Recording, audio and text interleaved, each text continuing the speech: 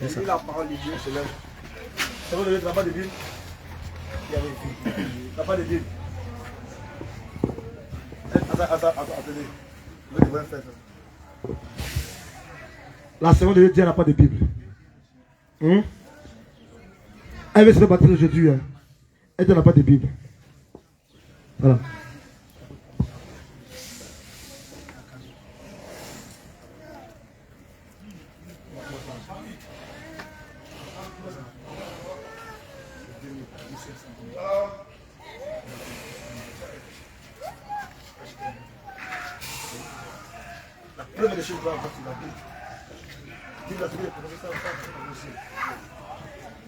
Alléluia. Donc oui. Donc, l'ancienne nature, c'est la vie du péché. Tu passes au niveau du baptême et ton corps est attaché aux choses de ce monde, au plaisir de ce monde. Alléluia. Tu es né de nouveau et ton cœur est attaché au plaisir de ce monde. Ça sert à quoi? Amen. Tu es né de nouveau et ton cœur est attaché aux choses de ce monde.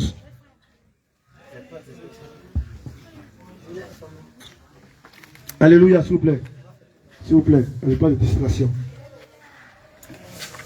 Alléluia.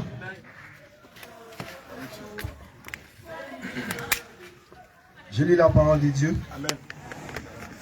Dans 1 Jean 5. 1 Jean 5. Je suis à l'école. D'accord? Shalom à tous. 1 Jean 2, 15. Allons vite.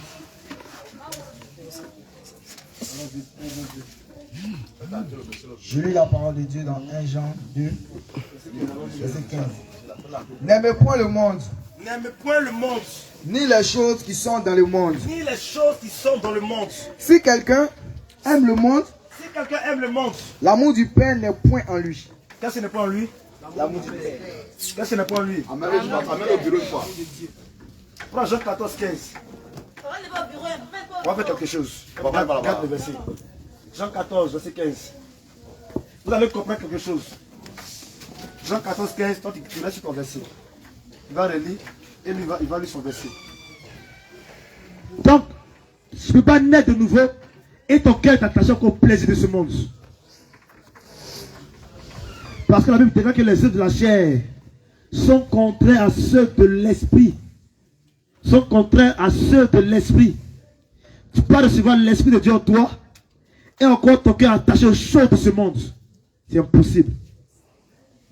C'est impossible. Tu as le Saint-Esprit en toi et ton cœur attaché aux choses de ce monde. Peut-être un genre de verset qui déclare: n'aimez point le monde, ni les choses qui sont dans le monde. Donc si quelqu'un aime le monde, l'amour du Père n'est point en lui. Mais dis-moi, je suis chrétien, je suis chrétienne. Mais tu mens, tu voles, tu as une vie de duplicité. Tu as un copain, tu as une copine. Tant que tu as mis à la maison là, tu n'as pas payé d'autres. Mets-le chez toi à la maison. Et tu dis tu aimes Dieu. Allons-y, Jean 14, 15. Jean 14, 15. Oui. Si vous m'aimez, gardez mes commandements. Dans le Seigneur, si toi tu l'aimes là, il faut garder ses commandements. Or, l'un de ses commandements dit de ne pas aimer les choses de ce monde. Alléluia. L'un de ses commandements dit de ne pas aimer les choses de ce monde. Mais toi, ton cœur est attaché aux choses de ce monde. Donc, c'est l'ancienne nature qui doit mourir aujourd'hui de les eaux du baptême. Alléluia. C'est l'ancienne vie qui doit mourir aujourd'hui. Parce que lorsque tu vas sortir des eaux du baptême, tu ne seras plus la même personne. Parce que ton identité va changer. Alléluia. Ton identité va changer. Donc si ton identité change, ton caractère et ton comportement, toutes ces choses doivent changer. Parce que tu n'es plus la même personne. Si aujourd'hui, actuellement, tu t'appelles Aya ou bien Kwasi, lorsqu'on va te plonger dans les eaux du baptême, ton nom va changer. Ça ne sera plus Aya. Mais le Seigneur lui-même va t'accorder un nouveau nom. Il va t'accorder un nouveau nom.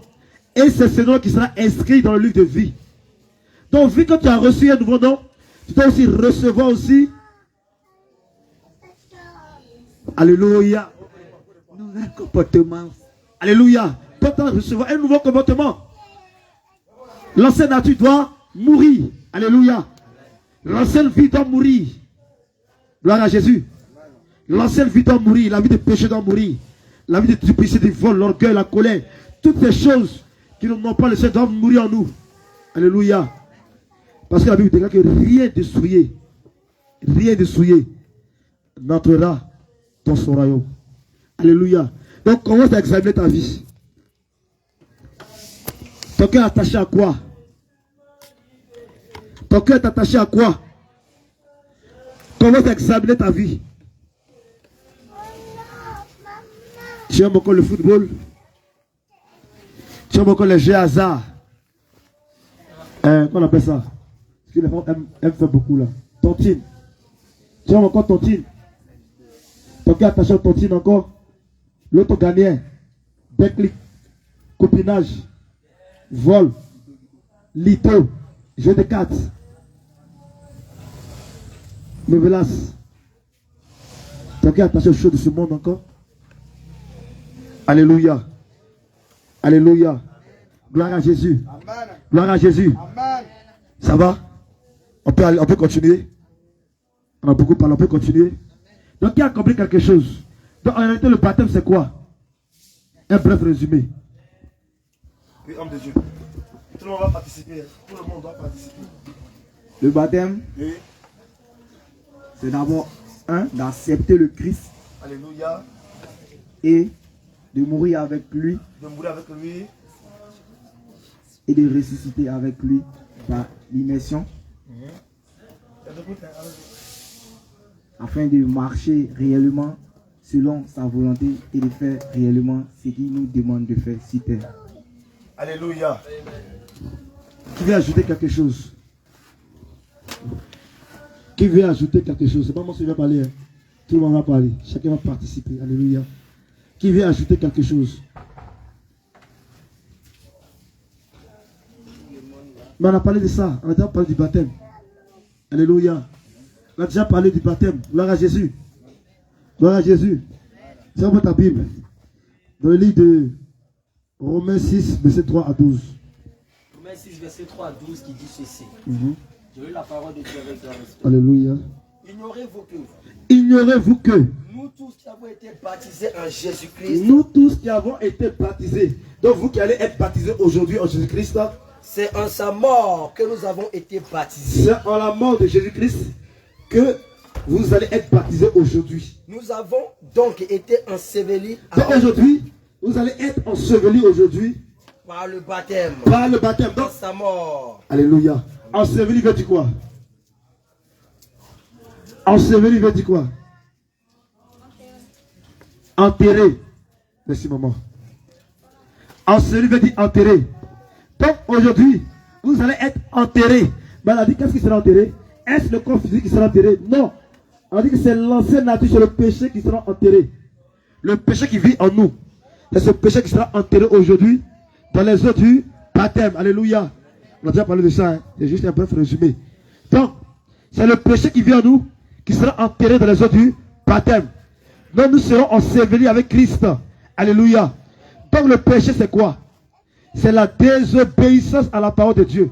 Donc, tout ce qui est contraire à la parole de Dieu est un péché. Tout ce qui est contraire à la parole de Dieu est un péché. Alléluia. C'est tout, voici la définition du péché. La désobéissance à la parole de Dieu. Alléluia. Donc pour ne pas désobéir à la parole de Dieu, qu'est-ce que tu dois faire? Une question. Pour ne pas désobéir à sa parole, qu'est-ce qu'il faut faire? Oui, c'est bon de Dieu. Pour ne pas désobéir à la parole de Dieu, il faut respecter la parole de Dieu, la mettre en pratique. Il faut la mettre en pratique. D'accord. Elle dit pour ne pas désobéir à la parole de Dieu, il faut la mettre en pratique. Homme de Dieu. Je voulais ajouter quelque chose pour dire. Pour ne pas désobéir à la parole de Dieu, il faut d'abord méditer la parole de Dieu. Il faut lire la parole de Dieu d'abord. La connaître et puis marcher dessus afin de plaire au Seigneur Jésus. Plein. Parce que si tu ne connais pas sa parole, comment tu pourras marcher selon elle? Quelque chose que tu ne connais pas. Comment tu vas mettre sa parole en pratique? Donc, bien avant de mettre sa parole en pratique, il faut d'abord connaître sa parole. Il faut la méditer. En la méditant, alors, tu pourras avoir une idée de sa parole. Tu pourrais connaître le Seigneur. Qu'est-ce qu'il aime, qu'est-ce qu'il n'aime pas. Alléluia. Parce que pour les personnes qui sont mariées, maman, pour connaître ton mari là, il faut vivre avec lui. Il faut l'étudier un peu. Là, ah, mon mari là, ça là, il aime ça. Il n'aime pas telle chose. Le fait de vivre avec ton mari, de le côtoyer, de échanger avec lui, tu apprends à le connaître. Tu sais ce que ton mari aime et ce qu'il n'aime pas. Donc pour connaître Dieu également, et pour marcher selon sa parole, il faut toujours être en contact avec sa parole. Il faut toujours méditer sa parole. Comme le dit le livre de Josué 1, verset 8. C'est en méditant sa parole, tu connaîtras les pensées de Dieu. Alléluia. C'est en méditant sa parole, jour et nuit, que tu connaîtras les pensées de Dieu. Alléluia. Alléluia. Donc, c'est en sa mort, c'est en sa mort que vous avez été ensevelis par les eaux du baptême. Quelqu'un peut prendre le passage pour faire la lecture. Que vous avez été ensevelis par les eaux du baptême. Alléluia. Alléluia. C'est en sa mort que vous avez été ensevelis par les eaux du baptême.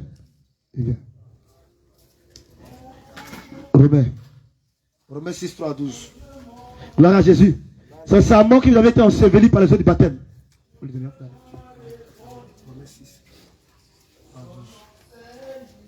Donc c'est le péché qui va mourir en toi. C'est l'ancienne nature qui va mourir en toi. Alléluia. On continue le passage. Romains 6, 3 à 12. Ok, il a trouvé plus lire. 3 à 12. Romains chapitre 6, verset 3 au verset 12. Allez. La parole de Dieu. Amen. Ignorez-vous que nous tous qui avons été baptisés en Jésus-Christ, c'est en sa mort que nous avons été baptisés. Nous avons donc été ensevelis avec lui par le baptême en sa mort, afin que, comme Christ est ressuscité des morts par la gloire du Père, de même nous aussi, nous marchions en nouveauté de vie. Ah. Donc, lorsqu'on va te plonger, et l'ancienne nature va mourir, et tu vas ressusciter maintenant, tu dois marcher maintenant en nouveauté de vie. Tu dois marcher en nouveauté de vie. Donc c'est quoi marcher en nouveauté de vie? C'est quoi marcher en nouveauté de vie? On lui dit, reprend le passage. Nous avons donc été ensevelis avec lui. Nous avons donc été ensevelis avec lui Par le baptême. par le baptême En sa mort. en sa mort, Afin que, comme Christ est ressuscité des morts, comme Jésus-Christ est ressuscité des morts par la gloire du Père, par la gloire du Père, de même nous aussi, nous marchions en nouveauté de vie. nous marchions en nouveauté de vie. Donc lorsque tu vas sortir des eaux du baptême, tu dois marcher en nouveauté de vie. Alléluia. Amen. Tu dois marcher en nouveauté de vie.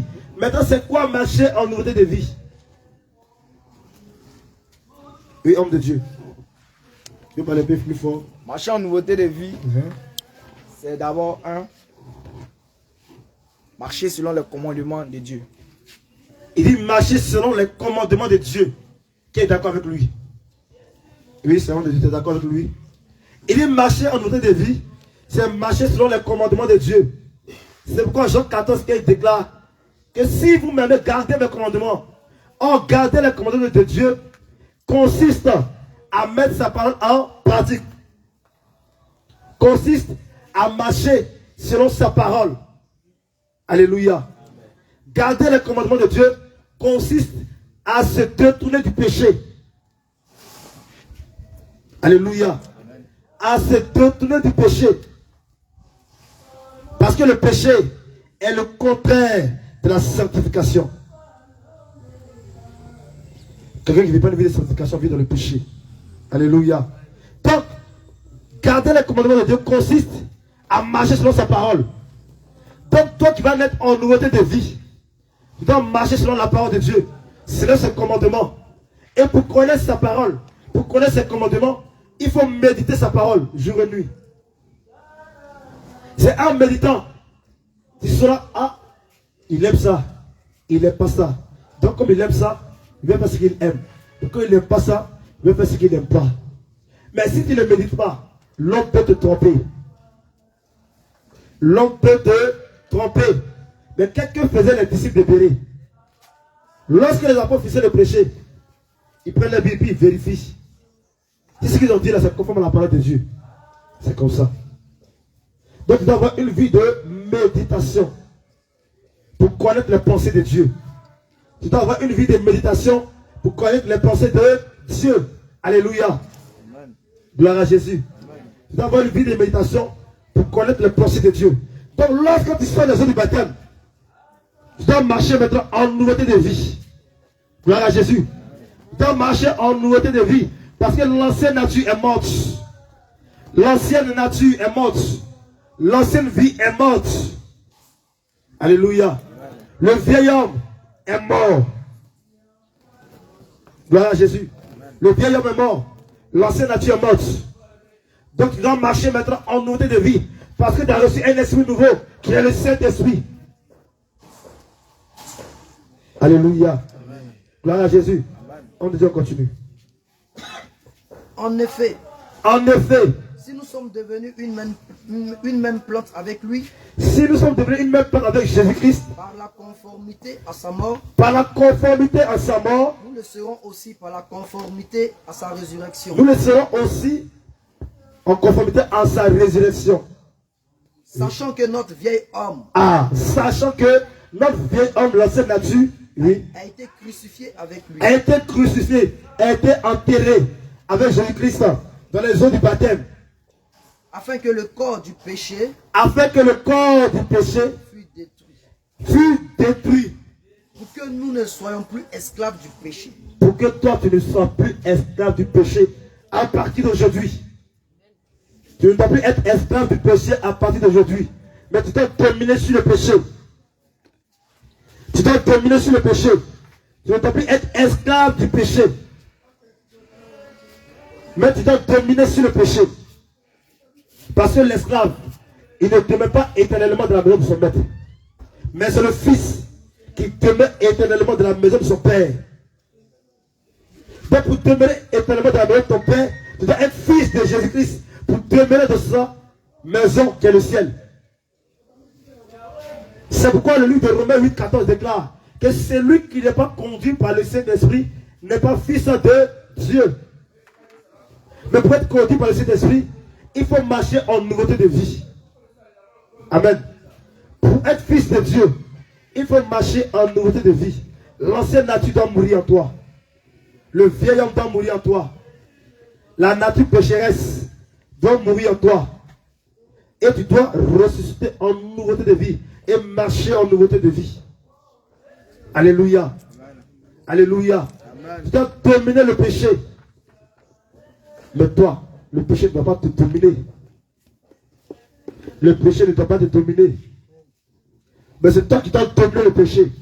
Parce que tu as l'autorité en toi pour dominer le péché.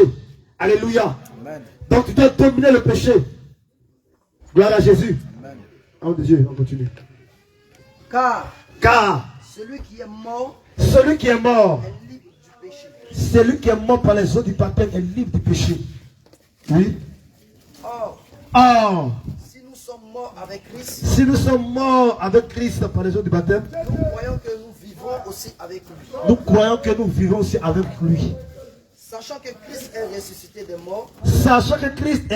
des morts, il ne meurt plus. La mort n'a plus de pouvoir sur lui. La mort n'a plus de pouvoir sur Jésus-Christ. Car il est mort. Et c'est pour le péché qu'il est mort. Une fois. Arrête là. Il est mort pourquoi? Le péché. Donc c'est pour le péché que Christ est mort à la croix. Donc toi, c'est pourquoi tu vas te faire baptiser. C'est pour tuer quoi en toi? C'est tout. C'est pour tuer le péché en toi. Et pour déclarer que tu appartiens maintenant à Jésus-Christ. Pour déclarer que toi, à partir d'aujourd'hui, devant le ciel, devant la terre, devant le Seigneur Jésus-Christ, devant ses anges, devant l'adversaire, que toi, tu appartiens maintenant à Jésus. Alléluia. Gloire à Jésus. Donc le péché doit mourir en toi. Le péché doit mourir en toi. Le péché doit mourir en toi. Enlevez pas de bruit, s'il vous plaît. Pas de distraction. Alléluia. Gloire à Jésus. Ça peut aller. Maintenant, la question que je pose à quelqu'un. Qui peut se faire baptiser? Question. Qui peut se faire baptiser? Ok, on se tient debout. Chacun doit participer. Alléluia, d'accord? Qui peut se faire baptiser? Celui qui accepte réellement le Christ peut se faire baptiser. Il dit celui qui accepte réellement le Christ peut se faire baptiser. Qui est d'accord avec lui? Il dit celui qui accepte réellement Jésus-Christ peut se faire baptiser. Je donne un exemple. On voit un monsieur qui passe là. Il passe. Il n'est même pas de l'église. Il traverse la route, il s'en va. Là, moi, je viens derrière, il court derrière lui. Il dit, mon frère, viens. Et j'attrape sa main. Il dit, alors, tu es baptisé. Est-ce possible? Est-ce possible? Pourquoi? Vous allez comprendre. Pourquoi? Parce qu'il n'a pas accepté Il n'a pas accepté quoi? le Christ. Parce qu'il n'a pas accepté de marcher avec Jésus-Christ. Oui. Donc, quelle est la première condition pour se faire baptiser? Une maman? Il doit confesser de sa bouche, recevoir le Seigneur Jésus-Christ comme Seigneur et Sauveur. Alléluia, gloire à Jésus. Gloire à Jésus. On acclame le Seigneur pour la vie de la maman. Il doit d'abord confesser le Seigneur Jésus-Christ comme son Seigneur et son sauveur personnel. Alléluia. Tu dois confesser. Parce que c'est lui qui n'a pas confessé. Il ne croit pas que Jésus-Christ est Dieu. Si tu crois que Jésus-Christ est Dieu, alors tu dois confesser qu'il est ton Seigneur et ton sauveur personnel. Et tu dois l'accepter. Alléluia. Donc avant de passer par les jours du baptême, premièrement, tu dois confesser que Jésus-Christ est Seigneur d'abord. Tu dois l'accepter comme ton Seigneur et ton sauveur personnel. Alléluia. Tu dois l'accepter comme ton Seigneur et ton sauveur personnel. Et après, maintenant, prendre la décision. Prendre la décision de te faire baptiser. Alléluia. Donc c'est celui qui croit en Jésus. C'est celui qui confesse Jésus-Christ. Et c'est celui qui prend la décision de se faire baptiser. Alors c'est ce dernier-là qu'on peut baptiser. Mais est-ce qu'on peut baptiser un enfant? On voit ça souvent. Hein? Voilà, quelque part. On voit ça quelque part. Est-ce qu'on peut baptiser un enfant? Oui, c'est vrai de Dieu. Non, on ne peut pas baptiser un enfant parce qu'il n'est pas conscient. Elle dit, l'enfant n'est pas conscient. Donc, on ne peut baptiser un enfant parce qu'il n'est pas conscient. Qui est d'accord avec la maman? Donc, on ne peut pas baptiser un enfant parce que l'enfant n'est pas conscient. Ouais, la Bible déclare que celui qui accepte Jésus là, il n'est pas au ciel. Donc, quand l'enfant n'est pas conscient, si un enfant de 2 ans meurt, est-ce qu'il sera sauvé? Question. Est-ce qu'il sera sauvé? Parce qu'il n'est pas confessé, il n'est pas conscient. Est-ce qu'il sera sauvé? Bon, bref, c'est pas là. Maintenant, elle dit qu'on ne peut pas baptiser un enfant parce que l'enfant n'est pas conscient. Donc c'est une personne qui est consciente. C'est elle qu'on peut baptiser. Qui prend la décision elle-même de se faire baptiser. Alléluia. Parce que le baptême est un engagement de bonne conscience. Alléluia. Gloire à Jésus. On va pour le livre de Marc 16, verset 16.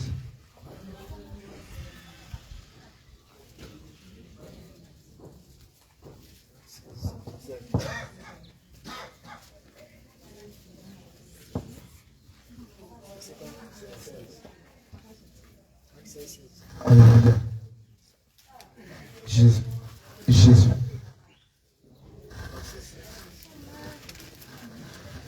Fais-le aussi attentivement.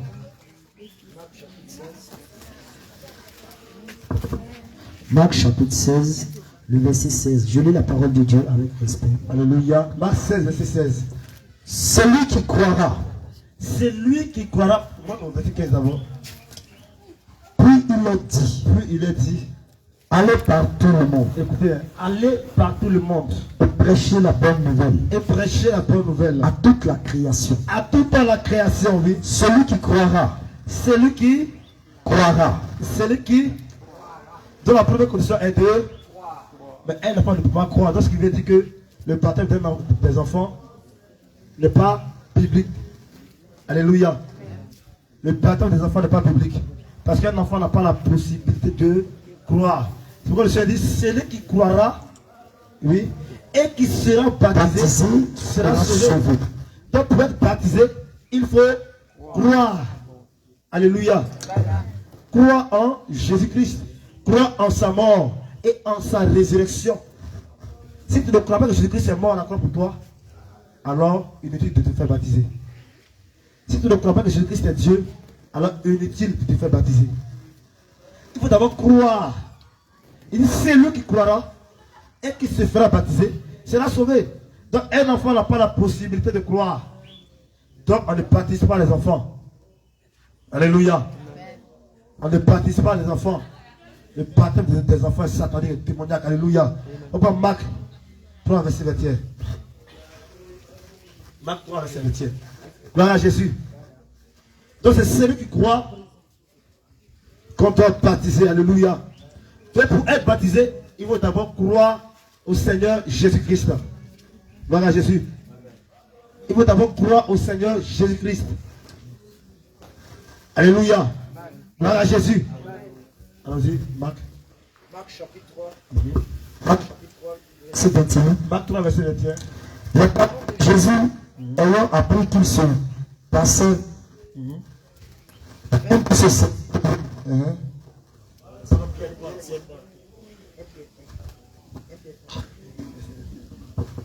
Jésus.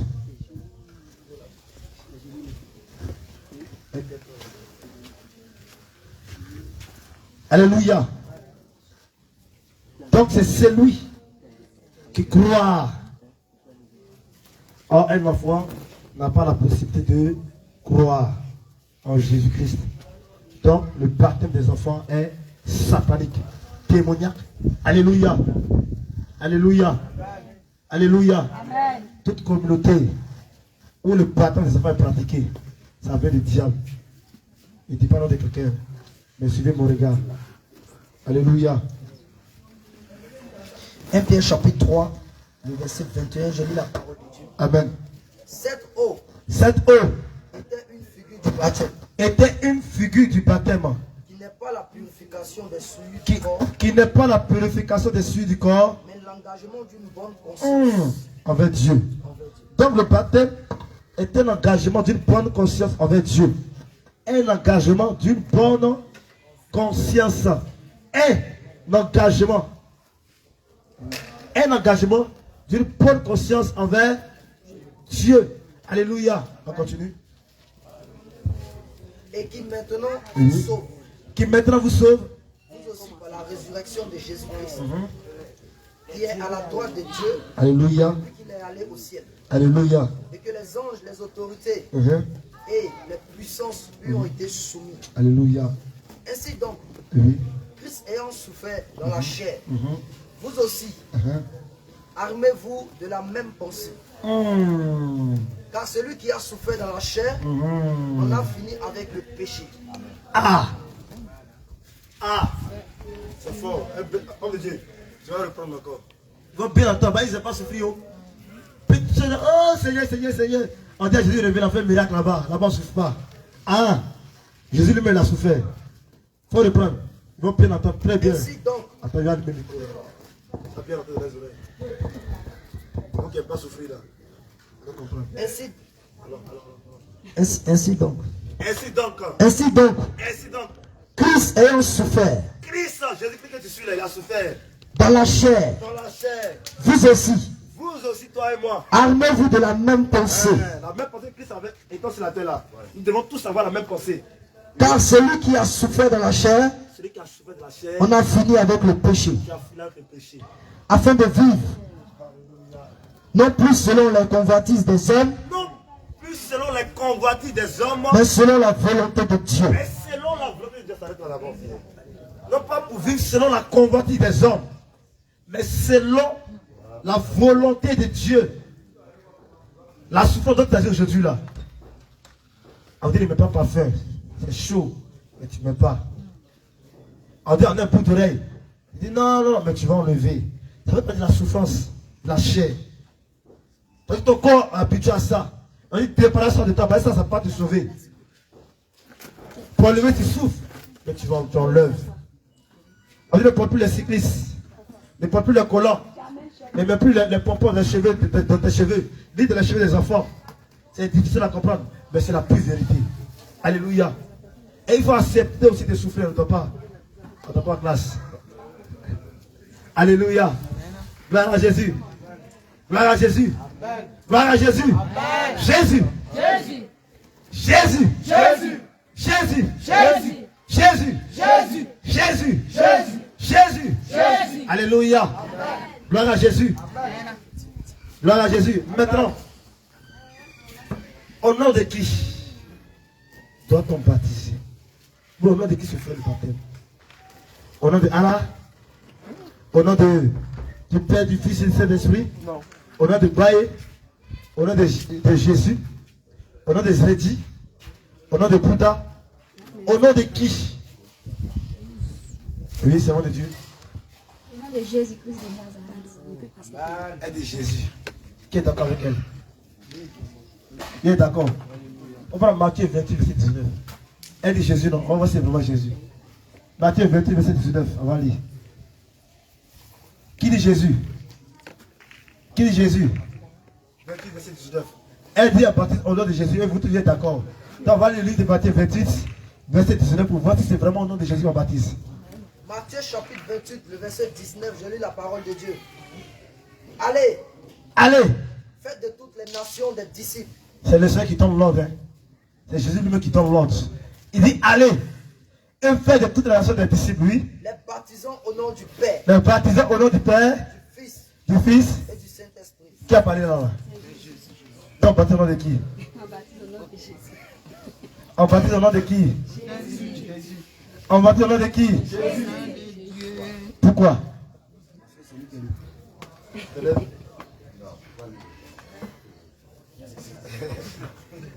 Pourquoi? C'est là, c'est Comment? Pourquoi? Tout à l'heure, va relire le verset. Matthieu 28, verset 19, dit quoi? Je lis la parole de Dieu. Oui, alléluia. C'est Jésus qui parle, hein? Oui. Allez. Allez. Faites de toutes les nations des disciples. Faites de toutes les nations des disciples. Les baptisons au nom du les Père. baptisons au nom du Père, du Fils et du Saint-Esprit. C'est Jésus qui a parlé, hein? Il dit au nom du Père, du Fils et du Saint-Esprit. On baptise au nom de qui, maman? Elle dit au nom de Jésus. Pourquoi? Le Père, le Fils, le Saint-Esprit, c'est Jésus. Elle dit le Père, c'est Jésus. Le Fils, c'est Jésus. Le Saint-Esprit, c'est Jésus. Qui est d'accord avec elle? Ou qui n'est pas d'accord? Maman n'est pas d'accord. Voilà. Voilà. Elle n'est pas d'accord. On va démontrer. Alléluia. D'accord, d'accord. Il n'y a pas de souci. On n'est pas honte, c'est pourquoi on est là. On va arriver pour ça, on va prendre. Vous avez dit dans la Bible tout à l'heure que Jésus a dit allez partout et faites les disciples. En les baptisant au nom du Père, du Fils et du Saint-Esprit. Et la sœur a dit on baptise au nom de Jésus parce que Jésus représente le Père, le Fils et le Saint-Esprit. Alors ma question, si Jésus est le Père, pourquoi sur la croix il a crié Père, pardonne-leur, quand il ne savait pas ce qu'il fait? Gloire à Jésus, bonne question. Alléluia. Amen. Une autre question. Dieu merci les autres qui sont là. Et allez répondre. Une autre question. Si il y a des préoccupations, posez des questions s'il vous plaît. Nous sommes tous venus pour apprendre ici. Elle dit pourquoi, si Jésus est le Père, pourquoi la croix dit pas Père, Père, Père, pourquoi m'as-tu abandonné?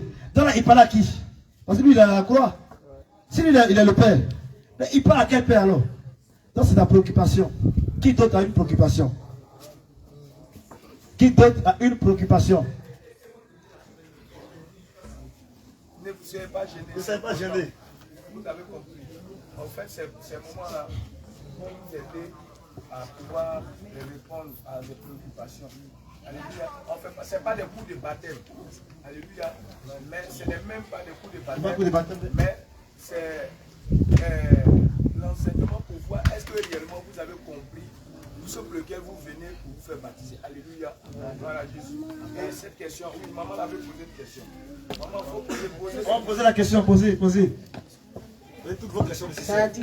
Son fils, celui-là a envoyé son fils pour venir faire son travail. Oui. Alléluia. Donc, c'est à cause de ça, il dit, Père, pourquoi tu m'as abandonné? Ah, d'accord. Voilà. Donc pour vous, c'est le Père qui a envoyé ton fils pour venir travailler. Et vous avez dit, papa, tu m'as envoyé. Et lui, tu m'as abandonné pourquoi? Alléluia. Gloire à Jésus. Dans le moment dit, quel c'est le Père, ce papa-là? Il a envoyé son fils. Il dit, mon petit, va travailler. Non, son fils travaille.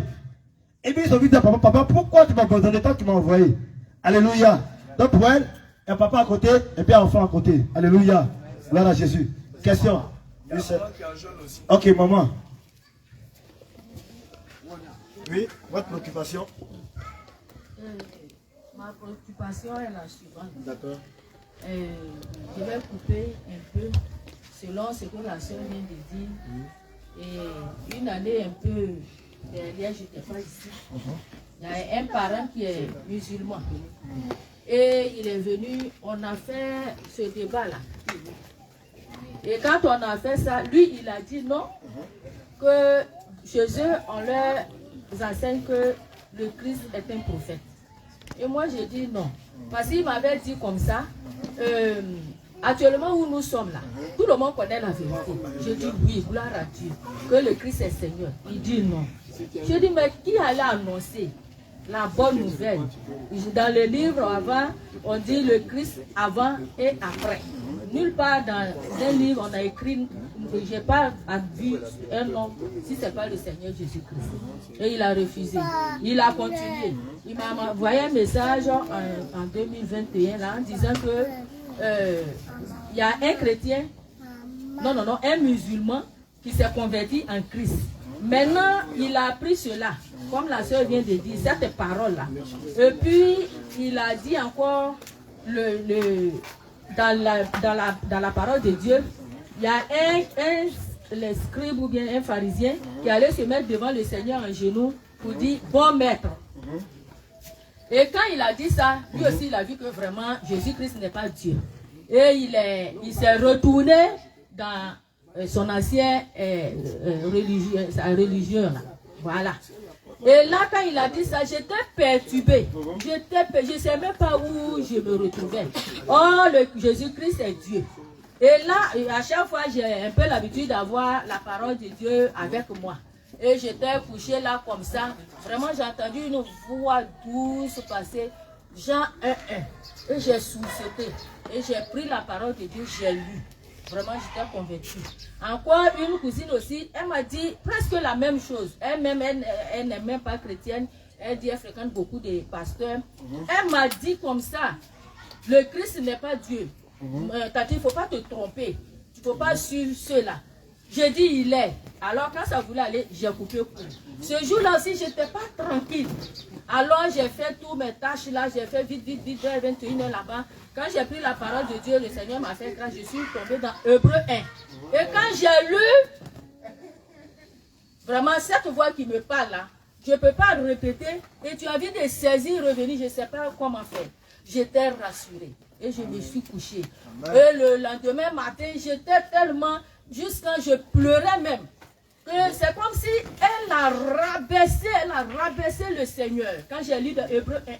Parce que les puissants, les uns, tout ça sont soumis. Elle a dit même, les uns sont supérieurs.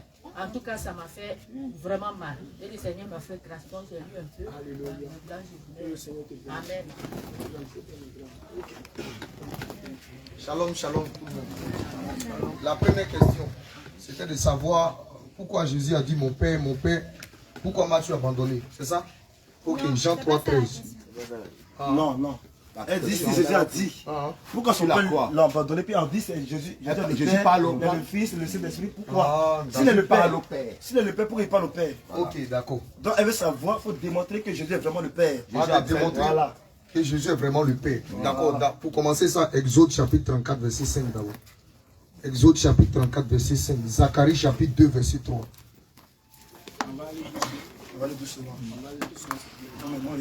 faut voiler la tête de la petite. Exode 34, verset 5. Zacharie chapitre 2, verset 3.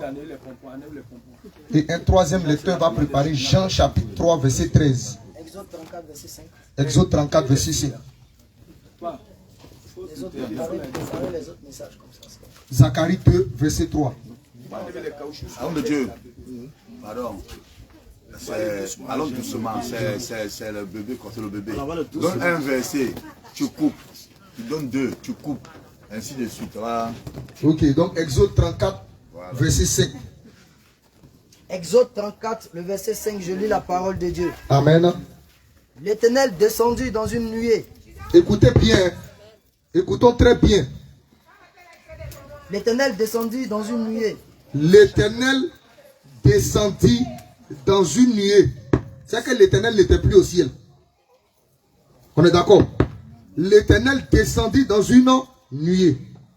Oui, allons-y, homme de Dieu. C'était là auprès. Non, c'était là. Voilà. Auprès de lui. Il est venu auprès de Moïse. Donc le ciel est vide. Est-ce qu'il y a quelqu'un au ciel encore? Il n'y a personne. Ensuite, et proclama le nom de l'Éternel. L'Éternel, maintenant qui s'était auprès de Moïse, l'Éternel proclame le nom de l'Éternel. Il y a combien d'Éternel alors? On reprend encore. Moi, Josué, chose. David, il faut reprendre. David, il faut faire la lecture.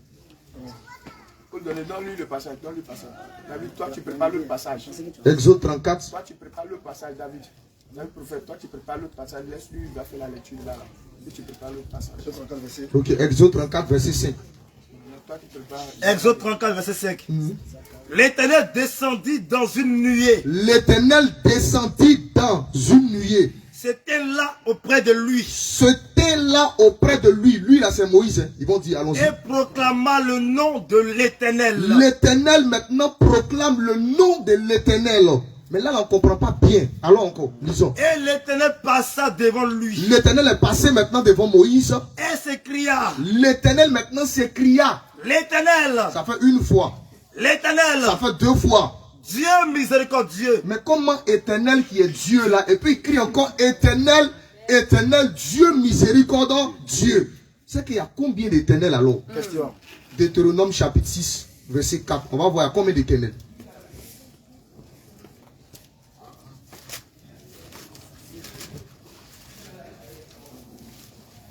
Deutéronome chapitre 6, verset 4.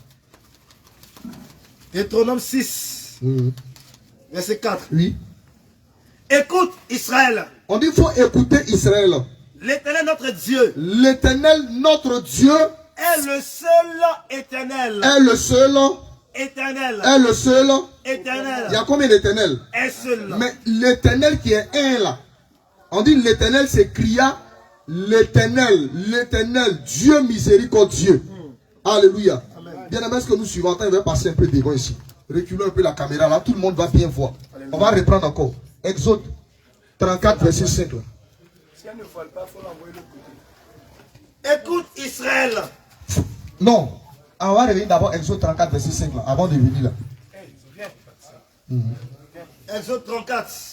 Exode 34, verset 5. L'Éternel descendit dans une nuée.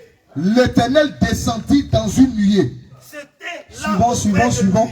C'était là auprès de lui. Et proclama le nom de l'Éternel. L'Éternel est là et puis l'Éternel proclame le nom de l'Éternel. Normalement, on ne doit pas dire ça. On doit dire l'Éternel se proclame. Pour proclamer son nom. Continue.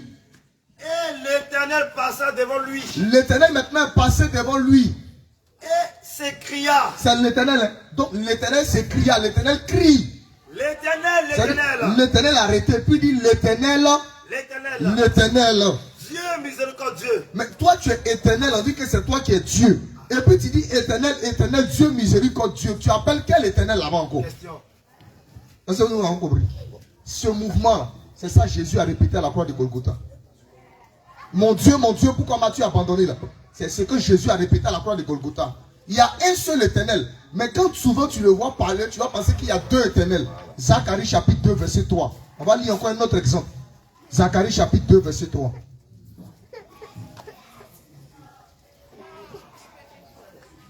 Zacharie 2, verset 3. Oui. Et voici. Et voici. L'ange qui parlait avec moi s'avança. Oui. Et un autre ange vint à sa rencontre. Oui. Et lui dit. Oui. Cours. Non, c'est qu'il faut prendre 3-2. Zacharie 3:2. Zacharie 3:2. L'Éternel dit à Satan. L'Éternel dit à Satan, écoutez. Hein. Que l'Éternel te réprime.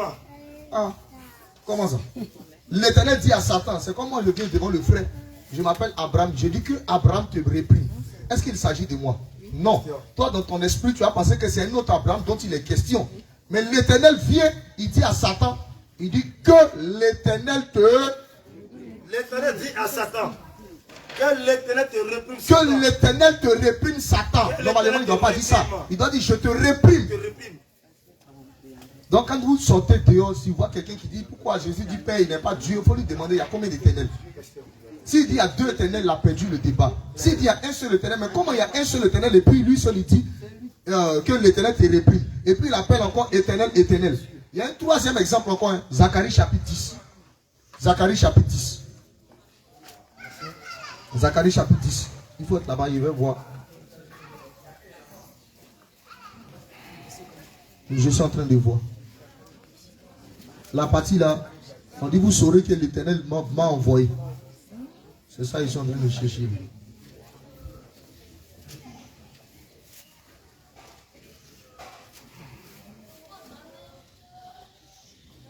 Attendez, excusez-moi. Si on peut chercher ça rapidement. C'est dans Zacharie aussi.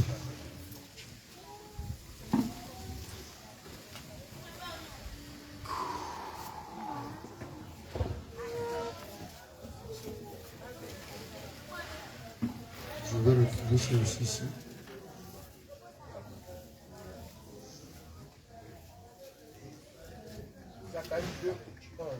Zacharie 2:11. Ok. On va commencer à partir du verset 9. Et on va lire. Commençons à partir du verset 9. Zacharie 2 à partir du verset 9. Oui. Voici. Voici. Je lève ma main contre elles. Je lève ma main contre elles. Et elles seront la proie de ceux qui leur étaient asservis. C'est l'Éternel qui est en train de parler là. Ok, allons-y. Et vous saurez que l'Éternel des armées m'a envoyé. Et vous saurez que l'Éternel des armées m'a envoyé. Tu es éternel, tu es en train de parler. Et puis tu dis, nous on saura que l'Éternel t'a envoyé. C'est que dans cet évangile, l'Éternel envoie l'Éternel. Donc quand Jésus dit, mon Père m'a envoyé là, il ne faut pas penser qu'il y a un vieux barbu qui est assis au ciel là-bas. Et puis il envoie son bon petit pour dire, vas-y. Non, c'est un langage. Maintenant, on va voir si Jésus là, c'est lui qui est le Père, ou bien c'est pas lui qui est le Père. Tu prends d'abord Matthieu chapitre 3. Oui, on est dit. Gloire à Jésus. Amen. L'homme de Dieu, il a parlé. Alléluia. On va prendre Luc 24, verset 44. Alléluia. Et puis, on va prendre Psaume chapitre 22. Pour ajouter ça aussi. C'est que l'homme de Dieu a dit. Alléluia. Et puis maintenant, est-ce que Jésus, comme l'homme de Dieu a dit, Jésus là, les gens, viens, homme de Dieu comme ça. David, viens, voilà. Quand nous, on veut regarder là, les gens pensent que Jésus, il est à part, Saint-Esprit à part, et puis Père à part. C'est comme ça on voit. C'est pas comme ça. Hein? Donc, il y a le Père à part, Jésus à part, Saint-Esprit à part. Alléluia. C'est comme ça on voit, non? Hein? Alléluia. Mais cette compréhension-là, elle est fausse. Alléluia. Ce n'est pas la bonne compréhension. Alléluia. Et cette compréhension-là ne vient pas de la Bible, mais vient du système romain. Ne vient pas de Dieu. Parce que l'homme de Dieu, tout à l'heure, il a cité Deutéronome 6, 4. Il y a un seul Dieu. Alléluia. Il n'y a pas deux. En haut là-bas, il n'y a pas trois tabourets.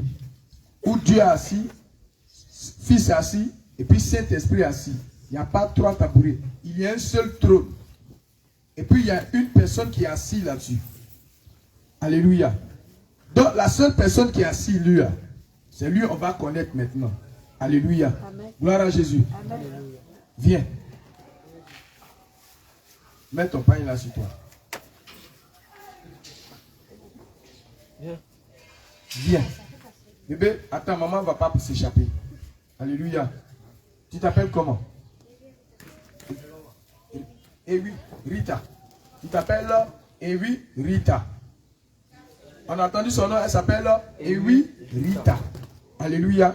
Son nom c'est Ewi Rita. Celle-là l'appelle maman. Elle répond non. Sa fille l'appelle maman. Mais elle répond. Est-ce que son nom c'est maman? Non. C'est Ewi Rita. On garde ça. Le père de l'enfant l'appelle chérie. Elle s'appelle chérie, non? Est-ce que chérie c'est ton nom? C'est Ewi Rita. Quand elle est venue ici, nous on l'appelait comment? Sœur. Elle va répondre sœur, oui. Mais ton nom c'est Ewi Rita. Mais toi seul, avec plusieurs positions. Quand tu es là, quand la petite t'appelle, tu es dans la position de mère, maman. Là, en ce moment-là, tu es dans la position de maman. Tu es en train de jouer le rôle de maman. Quand chérie t'appelle, tu n'es plus dans la position de maman, tu es dans la position de chérie, de femme. Quand soeur t'appelle, tu n'es plus dans la position de chérie, maman, mais tu es dans la position de soeur. Est-ce que ça fait de toi 3 personnes? Ton nom c'est quoi? Alléluia. Il faut t'asseoir. Est-ce que tu as compris? Je vais maintenant. On va, homme de Dieu, je viens. On va maintenant aller maintenant. Alors, toute la Bible, comme l'homme de Dieu l'a dit là, toute la Bible parle de Jésus. Toute la Bible parle de Jésus. Alors Jésus là, tout ce qui est écrit de lui là, il doit venir exécuter tout ce qui est écrit de lui. Alléluia. S'il ne vient pas accomplir tout ce qui est écrit de lui, ce n'est pas de lui qu'il s'agit. C'est pourquoi il dit dans le livre de Luc chapitre 24 verset 44. Puis il a dit. Puis il a dit. C'est là ce que je vous disais. Puis il dit à ses disciples, c'est là ce que je vous disais lorsque j'étais encore avec vous. Il fallait que ça accomplisse. Il fallait que ça accomplisse. Tout ce qui est écrit de moi dans la loi. Tout ce qui est écrit de moi dans la loi de Moïse, c'est-à-dire depuis Genèse. Parce que même a commencé depuis Genèse jusqu'à Malachie. Dans les prophètes et dans les psaumes. Dans les psaumes, dans les prophètes et dans Malachie. Alléluia. Et toutes ces choses-là, ce sont les prophètes. Alors, alléluia. Maintenant, qu'est-ce que le prophète, il a dit? Psaume chapitre 24. Psaume chapitre 22. On va lire rapidement où ce cri-là est sorti pour la première fois. Comme l'homme de Dieu a dit, l'Éternel parla. L'Éternel parle. Comme tout à l'heure, il est venu puis dit, Abraham, que Abraham te réprime. Donc, comme tu as comme l'impression qu'il y a un autre Abraham quelque part, mais pourtant, le Abraham qui te réprime, c'est lui qui est devant toi. Que l'Éternel te réprime. Ça ne veut pas dire qu'il y a 2 éternels, mais il s'agit de 1. Il pouvait dire tout simplement, je te réprime comme l'homme de Dieu a dit, non? Alléluia. Maintenant, Psaume chapitre 22, verset 1. Tu vas entendre maintenant. Oui, il faut lire au début d'abord. Psaume 2. Psaume 2, verset 1. Oui. Psaume 22, verset 1. Oui. Écoutez. Sur biche. Sur biche. De l'aurore. Sur biche de l'aurore. Psaume de David. C'est Psaume de qui? David. C'est Psaume de David. Donc quand David était encore là, est-ce que le Seigneur Jésus était là? Physiquement, il n'était pas là.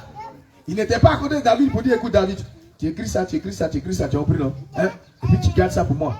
Là, si je viens, je vais regarder ça. Tu vois, non? Mais il n'était pas là. David a vécu, si on veut estimer, on peut dire 700 ans, ou bien 500 ans, ou bien 1000 ans, ou bien je ne sais pas. On ne peut pas, on ne sait pas. Alléluia. Mais on fait une estimation. Alléluia. Donc, le temps de David jusqu'à Christ, là, il y a une distance. Alléluia. Mais les hommes ont écrit cela. Maintenant, ce qu'il fait encore, c'est que quand on lit la Bible, on nous dit que Christ était, selon les pharisiens, il était un homme sans instruction. Donc, quand on dit que quelqu'un est sans instruction, ça veut dire qu'il ne savait pas lire. On est d'accord? Donc, c'est pas pour dire qu'il va dire qu'il est venu regarder dans la Bible, puis il a regardé comme ça, il a fait. Non, il ne savait pas. Mais il s'est exprimé comme quelqu'un qui sait lire et écrire, parce que c'est lui la lettre. C'est Christ la lettre. C'est lui le commencement. C'est lui la parole. Alléluia. Donc tout ce qui concernait Christ là, lui il faisait sortir cela. Alléluia. Amen. Donc maintenant, en tant que prophète, comme je disais, Psaume chapitre 22, homme de Dieu. Allons. On va lire maintenant l'accomplissement là. Puis il donne le micro à l'homme de Dieu. Verset 2. Oui. Non, il faut lire au verset. On a lu au verset 1, non. Il a dit David, non. Maintenant au verset 2. Supplice de l'aurore. Psaume de David. Psaume de David. Mon Dieu, mon Dieu. Hey! David. Oui. Mon Dieu, mon Dieu. Mon Dieu, mon Dieu. Pourquoi m'as-tu abandonné? Pourtant, Dieu, il a dit dans le livre de Luc 24, c'est tout ce qui est écrit de moi. Il faut lire Luc 24 là, pardon. Luc 24, verset 44 là. Et puis on va voir, tu vas comparer, tu prends ici, on va puiser. Non, toi, voilà, merci. Luc 24, verset 44. Oui. Puis il a dit. Puis il a dit. C'est là ce que je vous disais. C'est là ce que je vous disais. Lorsque j'étais encore avec vous. Qu'il fallait que s'accomplisse. Qu'il fallait que s'accomplisse. Tout ce qui est écrit de moi. Tout ce qui est écrit de moi. Dans la loi. Dans la loi. De Moïse. Dans la loi de Moïse. Dans les prophètes. Dans les prophètes. Et dans les psaumes. Et dans les psaumes. Donc on lit le psaume maintenant. Donc ce qui est écrit de lui là. Voilà ce qui est dit dedans. Mon Dieu. Mon Dieu, mon Dieu. Mon Dieu, mon Dieu. Pourquoi m'as-tu abandonné? Donc s'il ne disait pas ça à la croix là, c'était pas lui. C'est pas Jean-Baptiste a dit. Est-ce que c'est toi tu dois venir ou on doit attendre un autre? Est-ce que c'est toi tu dois venir ou bien devons-nous attendre un autre? Alors le Seigneur dit, allez-y dire à Jean ce que vous voyez et ce que vous entendez. Les boiteux marchent, les paralytiques se lèvent. Mais c'est écrit où? Dans le livre d'Ésaïe chapitre 35 verset 4. Pour dire à Jean-Baptiste que ce qu'Ésaïe a prononcé là-bas là, voici l'accomplissement. C'est moi, je suis la parole. Donc Jean, il ne faut pas t'inquiéter. Pourtant Jean-Baptiste, n'est-ce pas lui qui a dit à ses disciples, voici l'agneau de Dieu qui ôte le péché du monde. Maintenant il est en prison et puis il dit non. Allez demander c'est lui, bien si un autre qui moi-même depuis là, je ne suis pas de prison. Pourtant c'est lui. Alléluia. C'est pas encore fini. Non, on va. Non, tu laisses Esaïe là. Laisse Esaïe. On va. Allons dans Psaume 22 là. Tu lis maintenant Psaume chapitre 22 verset 7 à 8. Psaume 22 verset 7 à 8. Oui. Et moi. Et moi. Je suis un ver et non un homme. Je suis un ver et non un homme. Le propre des hommes. Le propre des hommes. Et le méprisé du peuple. Et le méprisé du peuple. Oui, il était méprisé de tous. Il n'était pas aimé. Donc si toi chrétien, oui aussi ce message en même temps comme le Seigneur inspire là. Toi chrétien, tu es aimé de tout le monde, c'est qu'il y a problème.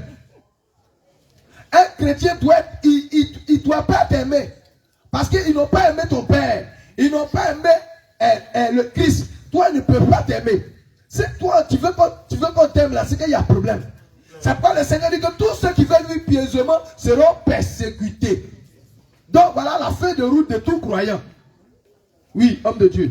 Donc si tu dis que tu es chrétien et on ne t'a jamais dit quelque chose, c'est que tu es du monde.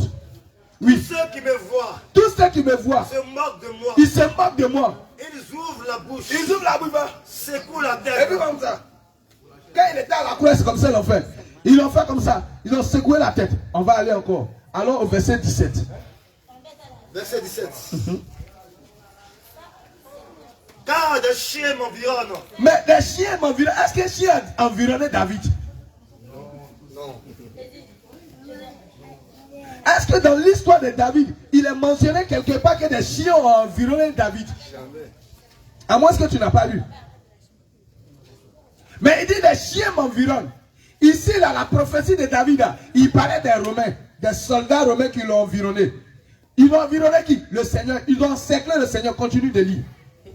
Car les chiens m'environnent. Car les chiens m'environnent. Une bande de céréales. Une bande de céréales rôde autour de moi. Rôde autour de moi. Ils ont percé mes mains. Est-ce que David a eu les mains percées? Jamais.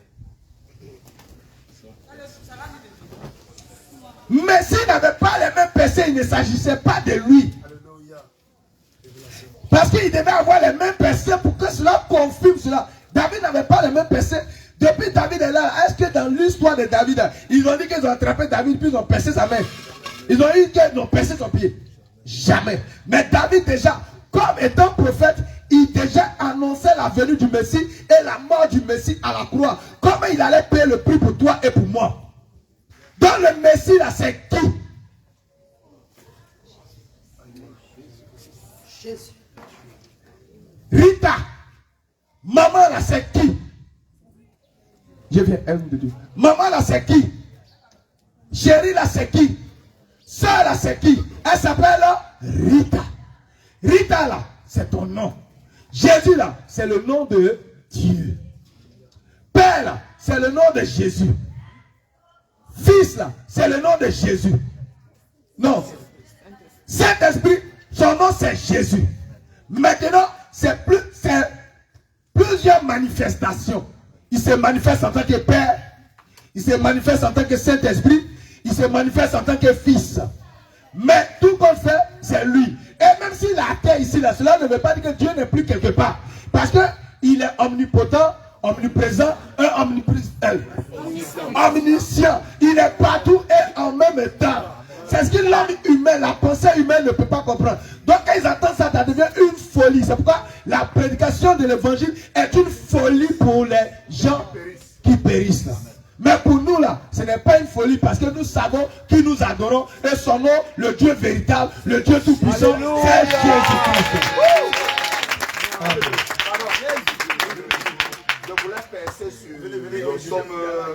Je voulais percer sur le psaume 22 là. Pour apporter une confirmation simplement que, alléluia, nous allons lire dans le livre des Jean, alléluia. Et surtout dans le 22, là d'où David dit qu'on a percé ses mains. Et pour démontrer par là que le sujet de la divinité de Jésus n'est pas un problème d'aujourd'hui. Alors Thomas connaissait les prophéties. Tout enfant de Dieu véritable doit connaître les prophéties de son Dieu. Ça veut dire quand tu as une apparition d'un ange, d'un esprit, ou une révélation, ou un rêve, ou bien un songe, tout ça, tu dois examiner ça à la lumière des prophéties. Si la prophétie ne cadre pas avec la parole de Dieu, alléluia, l'esprit de la prophétie ne donne pas avec, c'est que ça ne vient pas de Dieu. Alléluia. Thomas alors lui il dit, dans sa tête là, une seule chose que lui il connaît, alléluia, c'est que quand il va voir les mains percées de Jésus, c'est là que lui là, il va confirmer ce qui est dans son cœur. Alléluia. Donc nous allons voir dans Jean chapitre 20. Alléluia. On ne peut pas lire toute l'histoire. On va commencer à partir du verset, prenons même à partir du verset 26. Parce que si on commence à partir du verset 24, ça serait un peu trop long. Mais j'aurais préféré qu'on commence à 24.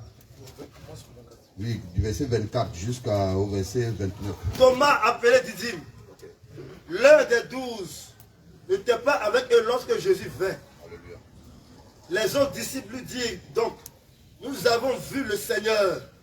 Mais il leur dit, si je ne vois dans ses mains la marque des clous, et si je ne mets mon doigt dans la marque des clous, et si je ne mets ma main dans son côté, je ne croirai point. 8 jours après, les disciples de Jésus étaient de nouveau dans la maison. Et Thomas se trouvait avec eux.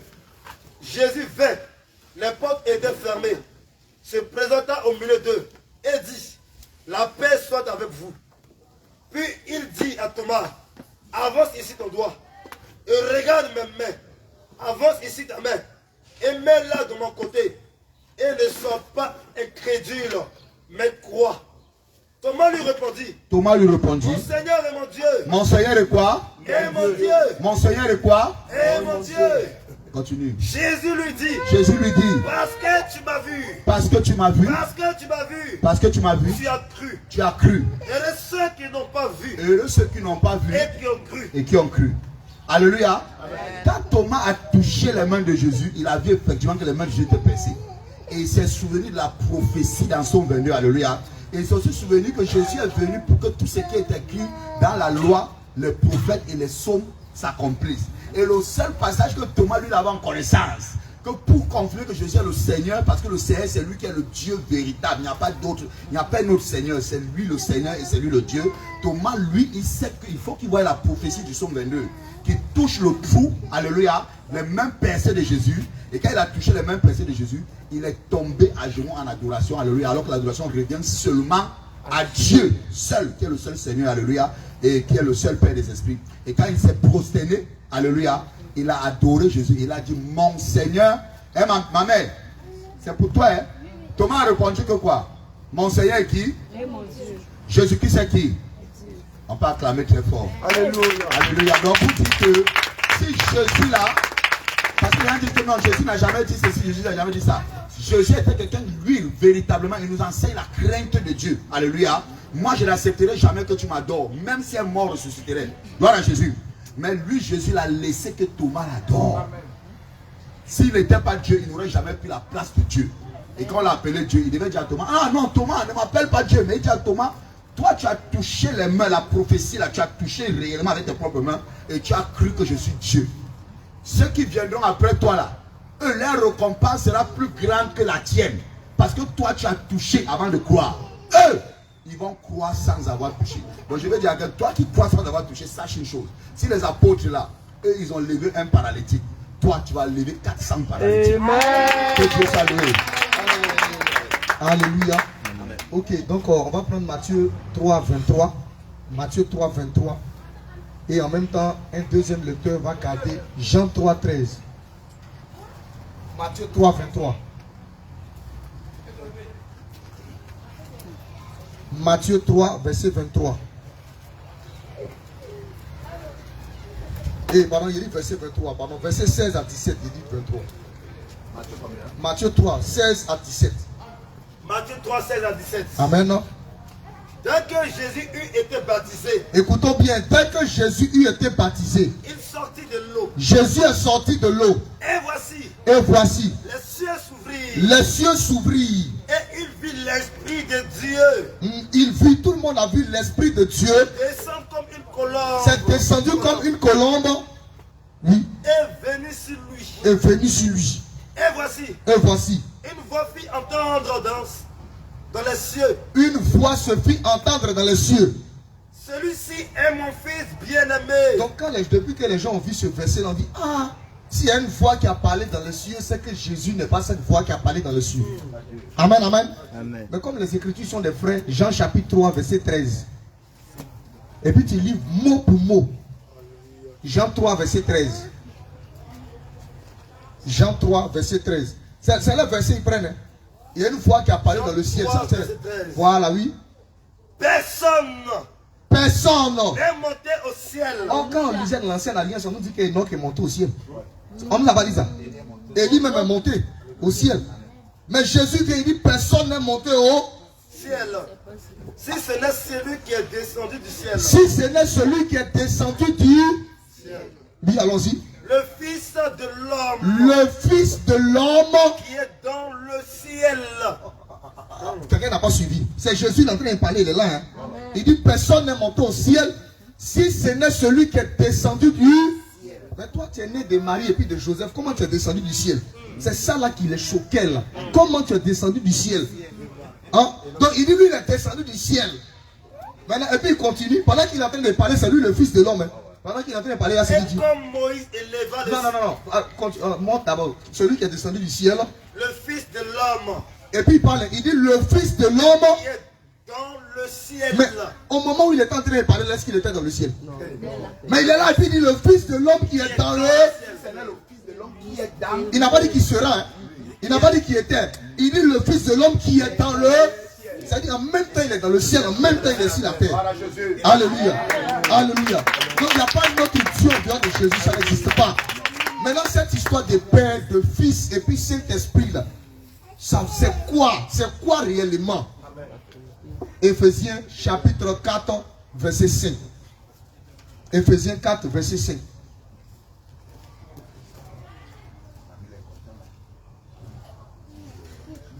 Éphésiens 4, verset 5.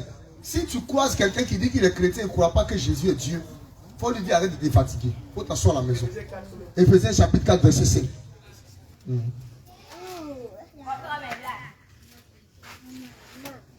Oui. Éphésiens 4, verset 5. Oui.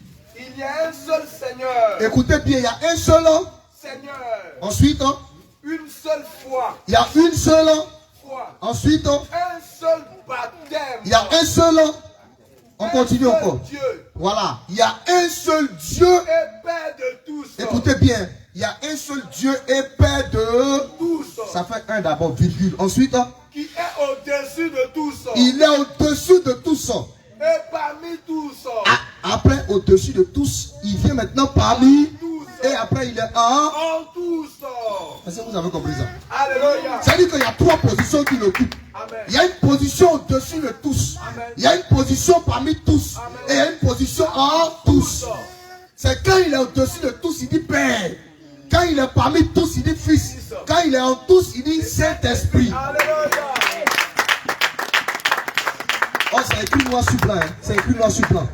Matthieu chapitre 1, verset 21 à 23. Tu vas voir, c'est écrit noir sur blanc.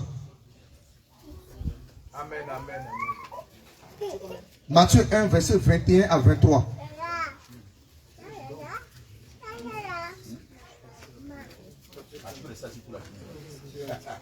Matthieu 1, 21 à 23.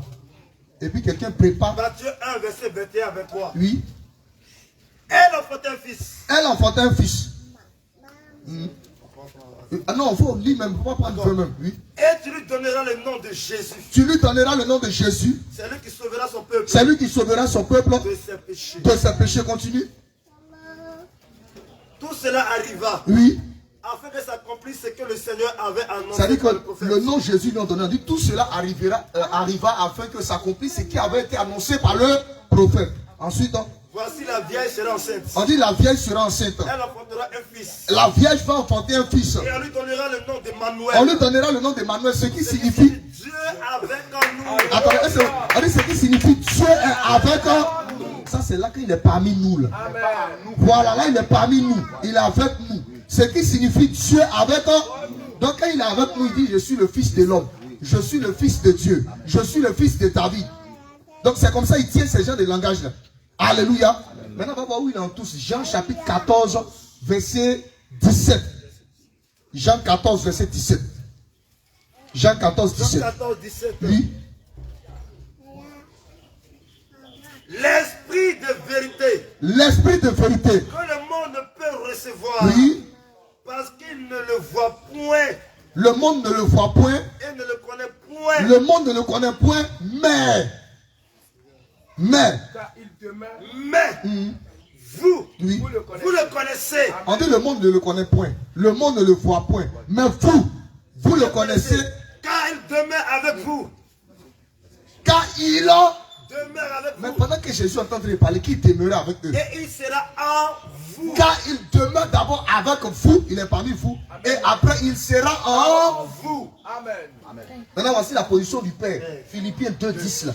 Où on dit que c'est pourquoi Dieu l'a souverainement et lui a donné le nom qui est au-dessus de tous les, afin qu'au nom de Jésus, tout genou et que toute langue confesse que Jésus-Christ est. Ça, il est dans cette position, il est dans la position du Père.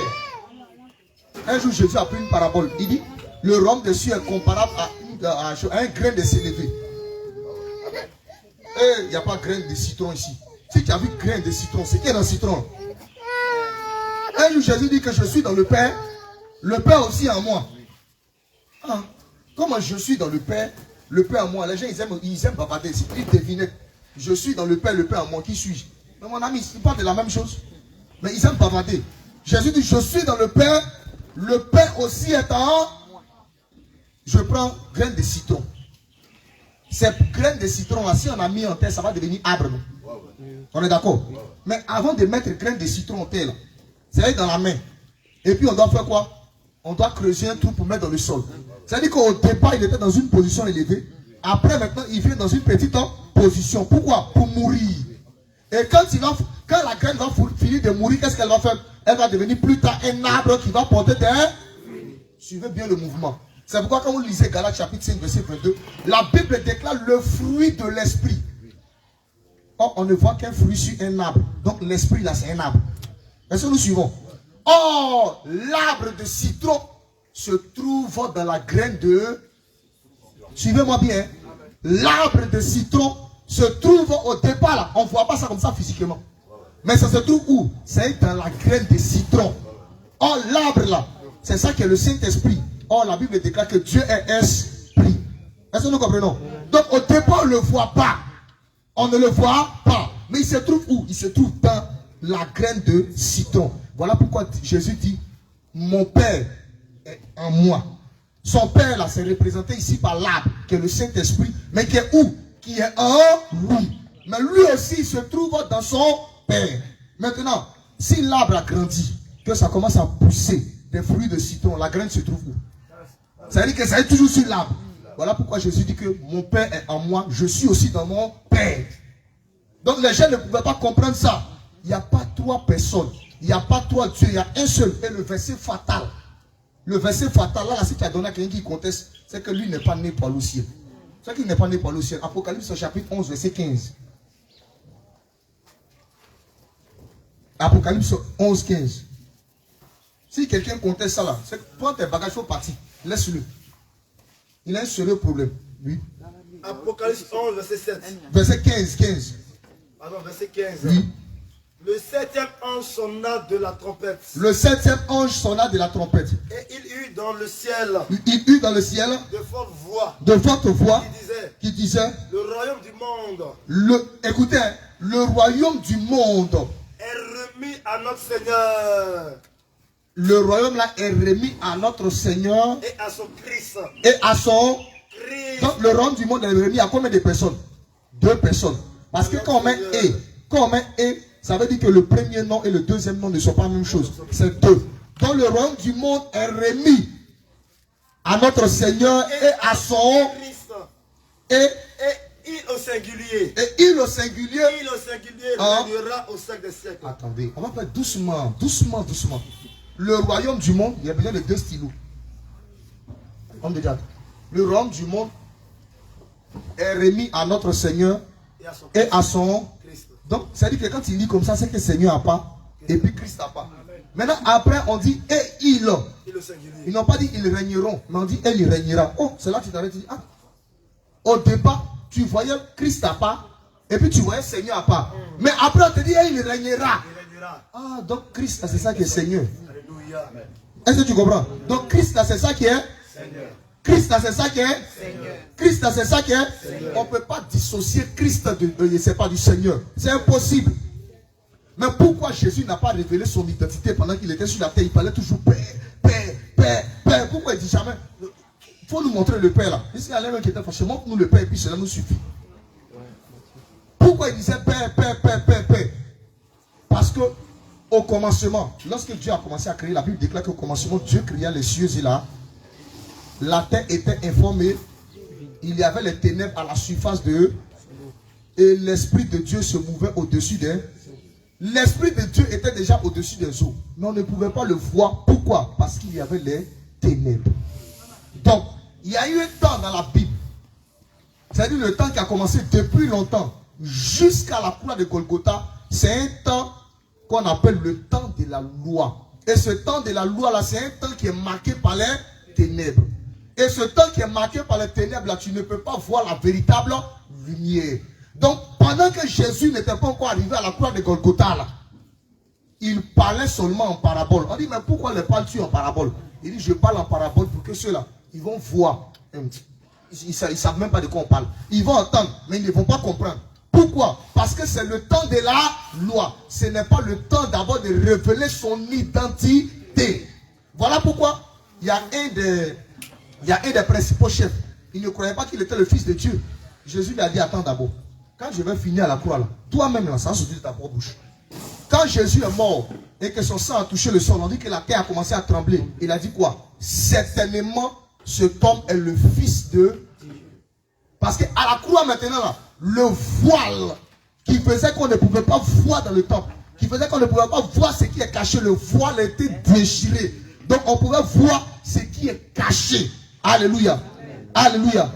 Donc, quand Jésus à la croix, il a dit, mon Père, mon Dieu, pourquoi m'as-tu abandonné? Mais il parle de quoi même? Il parle de quoi? En réalité, Jésus, là, il était doublé de nature. Il y a la partie corps qu'on voit. Mais dans le corps, là, il y a un esprit qui est dedans. C'est ça, il appelle mon Père. Thomas dit, il faut me montrer. Mais pour que je puisse te montrer là, l'esprit en toi, non? Supposons qu'il y a de l'eau dans un canari. Est-ce que tu vois l'intérieur du canari? Le canari est bien fermé, tout. Maintenant, toi, tu dis, je veux voir l'eau. Mais pour voir l'eau, il faut faire quoi? Il faut briser. Il faut casser le canari. Donc, pour voir en réalité qui est le Père, il fallait que Jésus puisse mourir à la croix de Golgotha. Parce qu'il était le vase qui contenait le Père. Vous voulez voir le Père, non? Donc, il faut qu'il soit brisé. Il faut que le vase soit cassé. Pour que quoi? On puisse voir réellement qui est le Père. Alléluia. Donc, il dit, mon Dieu, pourquoi m'as-tu abandonné? Parce que l'esprit au départ là, était en lui. Mais comme l'esprit n'aime pas la souillure, parce qu'il a porté le péché du monde. Il a porté le péché du monde. Donc, ce qui le rendait impur. Comme le Père n'habite pas d'un corps de saleté, de souillure, d'impureté, il se détache du corps, il se dissocie du corps. C'est pourquoi il dit, mon Père, pourquoi m'as-tu abandonné? Parce que quand on dit abandonner, là, c'est qu'on était là d'abord au départ ensemble. Voilà pourquoi Jésus a dit, il dit que nul ne vient au Père. Il n'a pas dit nul ne va au Père. C'est dans les versions tranquilles. Il a dit nul ne va au Père. Il dit nul ne vient au Père que par moi. C'est toi, tu es là. Normalement, il doit te montrer le chemin pour aller chez le Père. Mais il fait comme ça. Nul ne vient au Père que par moi. Thomas et Philippe n'avaient pas compris. Il était en train de lui dire que le Père, là, le voici. Alléluia. Donc, enfant, lever dans ta tête qu'il y a un grand-père qui est assis là-bas. Et puis, il y a sa chose. Il y a son fils. En plus de son fils, il y a son esprit qui est en train de s'envoler comme une colombe. Il y a sa tante, il y a sa cousine, et il y a ses aïeux. Ça, c'est de nourrir tout ça. Alléluia. Alléluia. Jésus est le seul vrai Dieu. On va s'arrêter là. Il y a assez de versets, mais on va s'arrêter.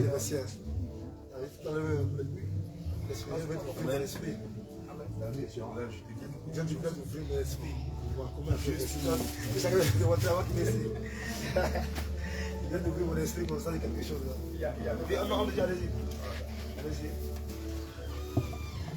Alléluia. Je suis heureux parce que aujourd'hui encore, moi-même, j'ai beaucoup appris déjà du docteur Élie et du docteur Abraham. Ils ont encore renchéri ce que le Seigneur m'avait déjà donné. N'est-ce pas? J'aimerais qu'on lise quelques versets. Je ne vais pas mettre long, on va aller juste vite. Tu vas prendre, s'il te plaît, homme de Dieu, Proverbe 24, verset 12.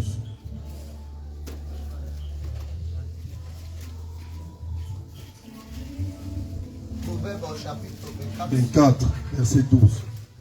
Je lis la parole du Seigneur. Proverbe chapitre 24, verset 12. Si tu dis, ah, nous ne savions pas, celui qui pèse les cœurs, ne le voit-il pas? Celui qui veille sur ton âme, ne le connaît-il pas? Et ne rendra-t-il pas à chacun selon ses œuvres? Je continue. Il dit, et ne rendra-t-il pas à chacun selon ses œuvres? Nous allons chuter quelque part. Ici, on parle de la rétribution.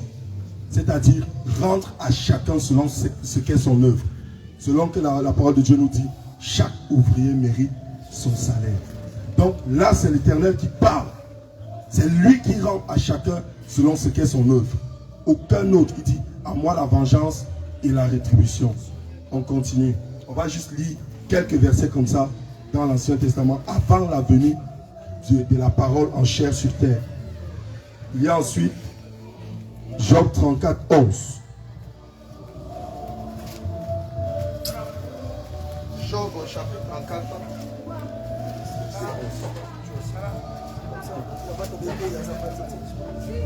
Job chapitre 34, verset 11.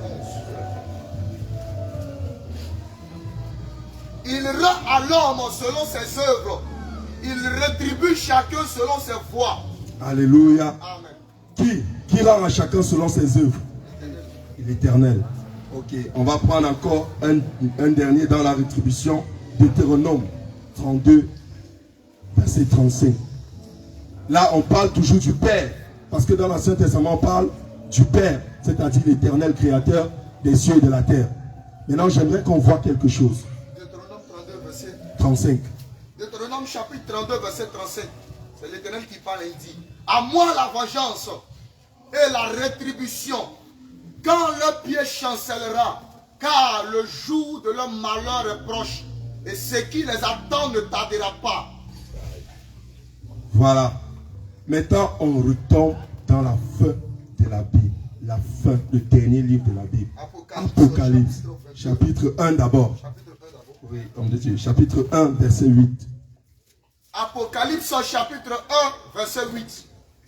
Je suis l'alpha et l'oméga, dit le Seigneur Dieu, celui qui est, qui était et qui vient. Alléluia. Le Tout-Puissant.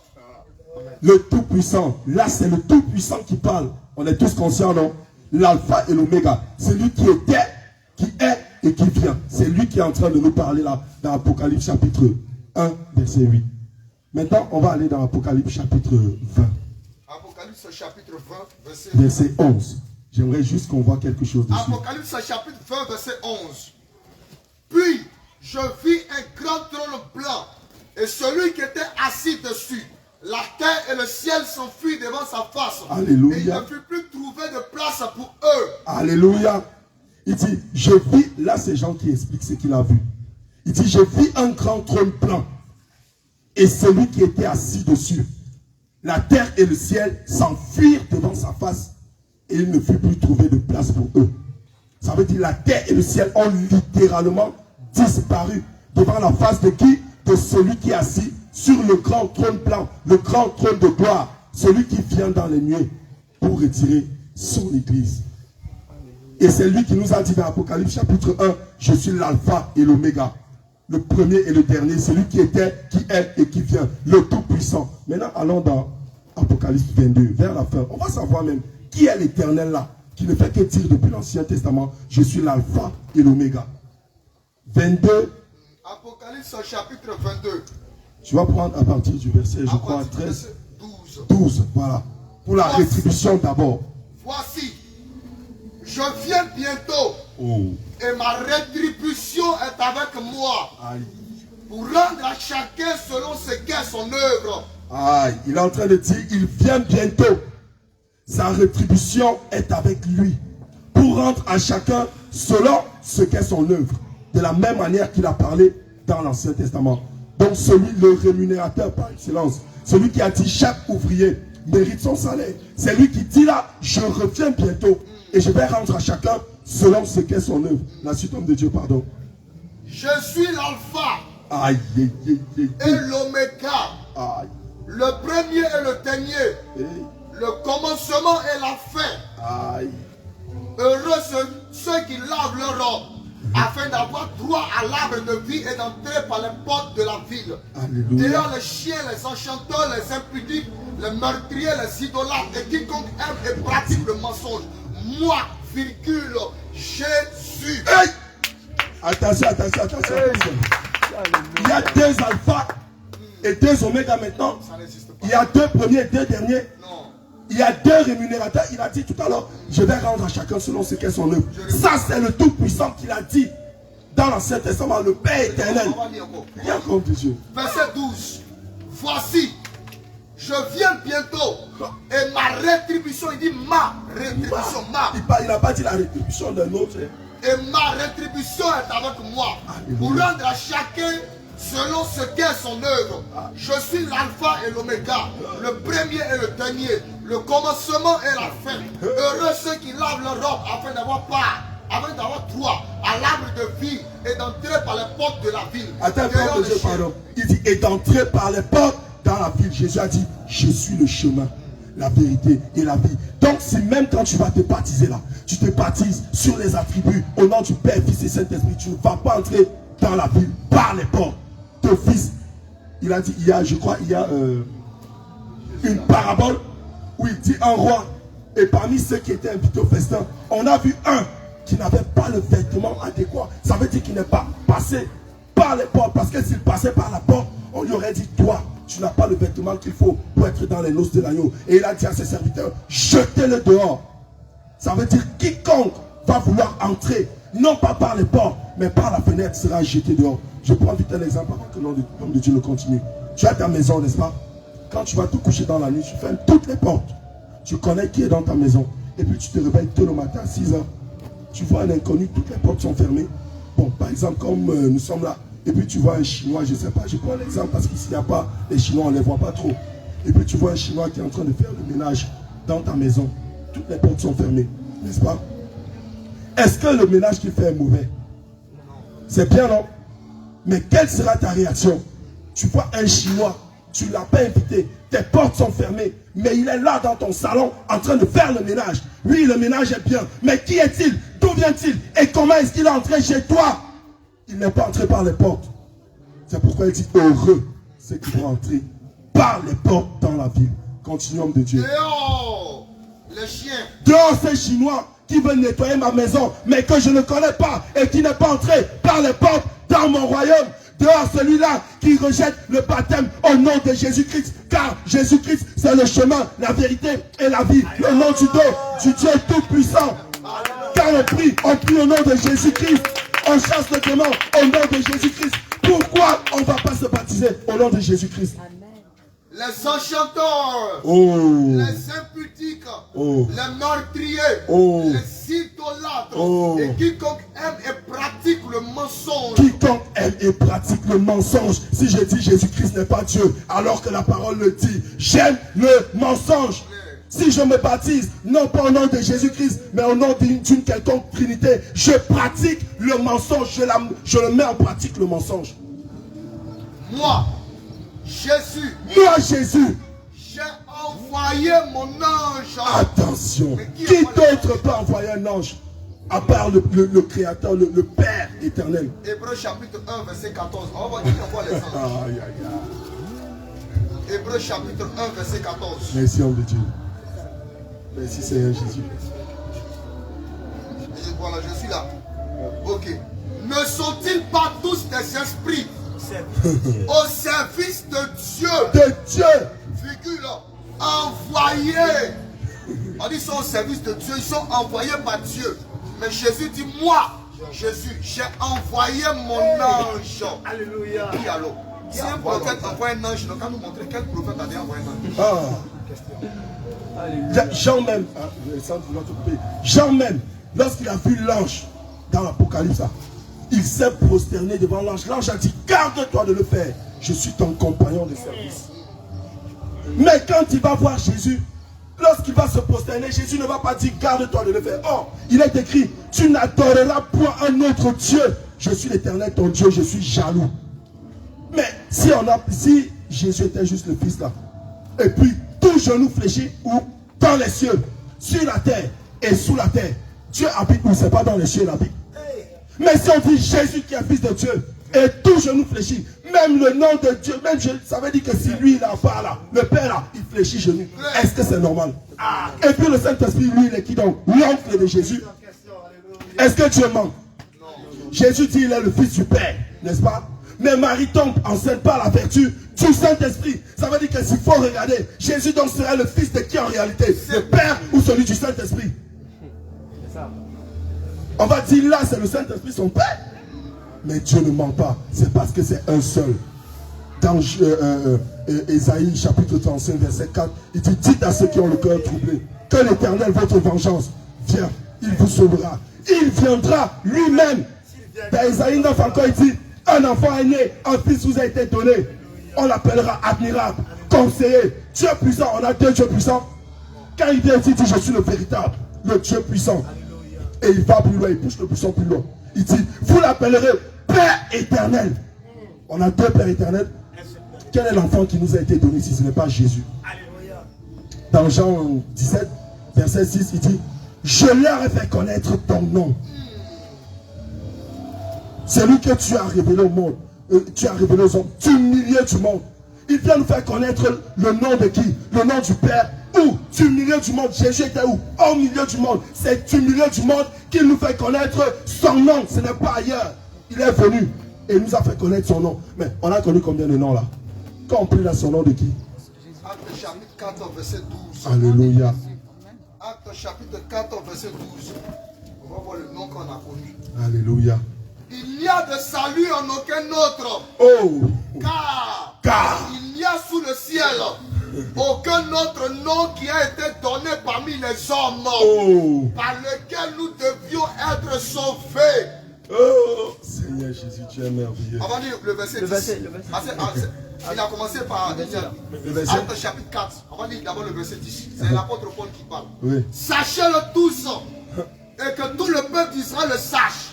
C'est par le nom de Jésus-Christ que vous avez crucifié et que Dieu a ressuscité des morts. C'est par lui que cet homme se présente en pleine santé devant vous et vous êtes justifié.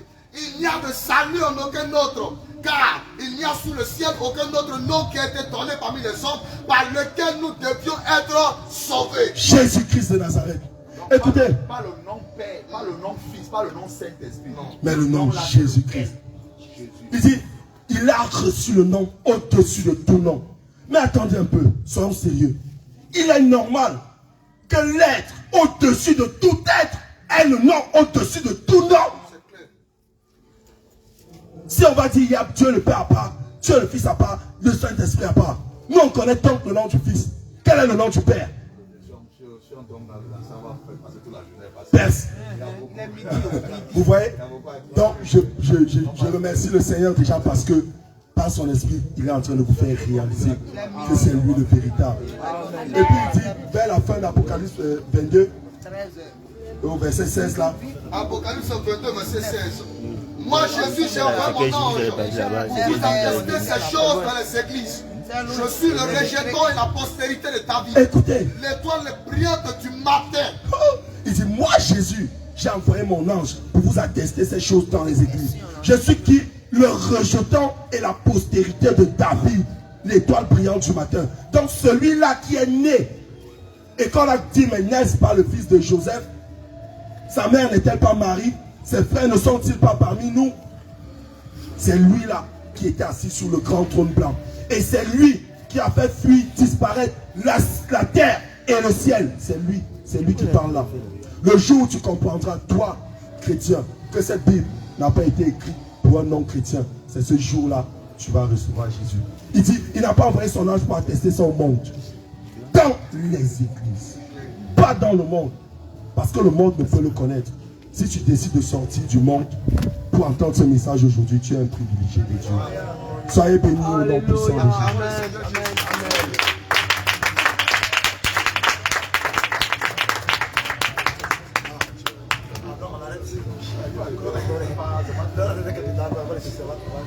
Alléluia. Gloire à Jésus. Mesdames, je tiens debout et on acclame le Seigneur. On acclame le Seigneur, on acclame le Seigneur, on acclame le Seigneur. Jésus, Jésus, Jésus, Jésus, Jésus, Jésus, Jésus, Jésus, Jésus, Jésus, Jésus, Jésus, Jésus, Jésus, Jésus, Jésus. Gloire à Jésus. Alléluia. Mesdames, tu vas lever la voix, tu vas dire encore merci au Seigneur pour ce message qui t'a fait encore du bien. Tu vas bénir encore son Seigneur. Je sais que tes yeux ont été ouverts encore ce jour. Élève la voix, Dieu le merci. Et me prie le Seigneur, Dieu le merci encore ce jour.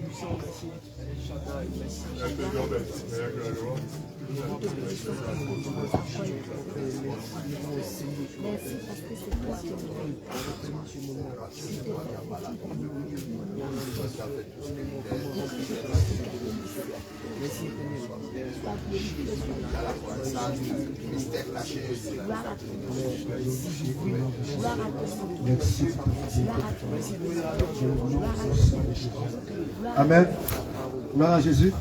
Je vais demander au pasteur David de pleurer ce moment. Alléluia. Bien aimé, on n'a pas le monopole du savoir. Gloire à Jésus. Vous voyez l'iceberg, Dieu là. Amen. Il se révèle à chacun selon l'angle qu'il veut. Amen. Si on met tous les serviteurs de Dieu ici, vous allez voir que si on nous donne même 2 heures de temps, ça sera petit pour parler de la divinité. On donne à chacun 2 heures, il finit. Il va parler de la divinité de Jésus.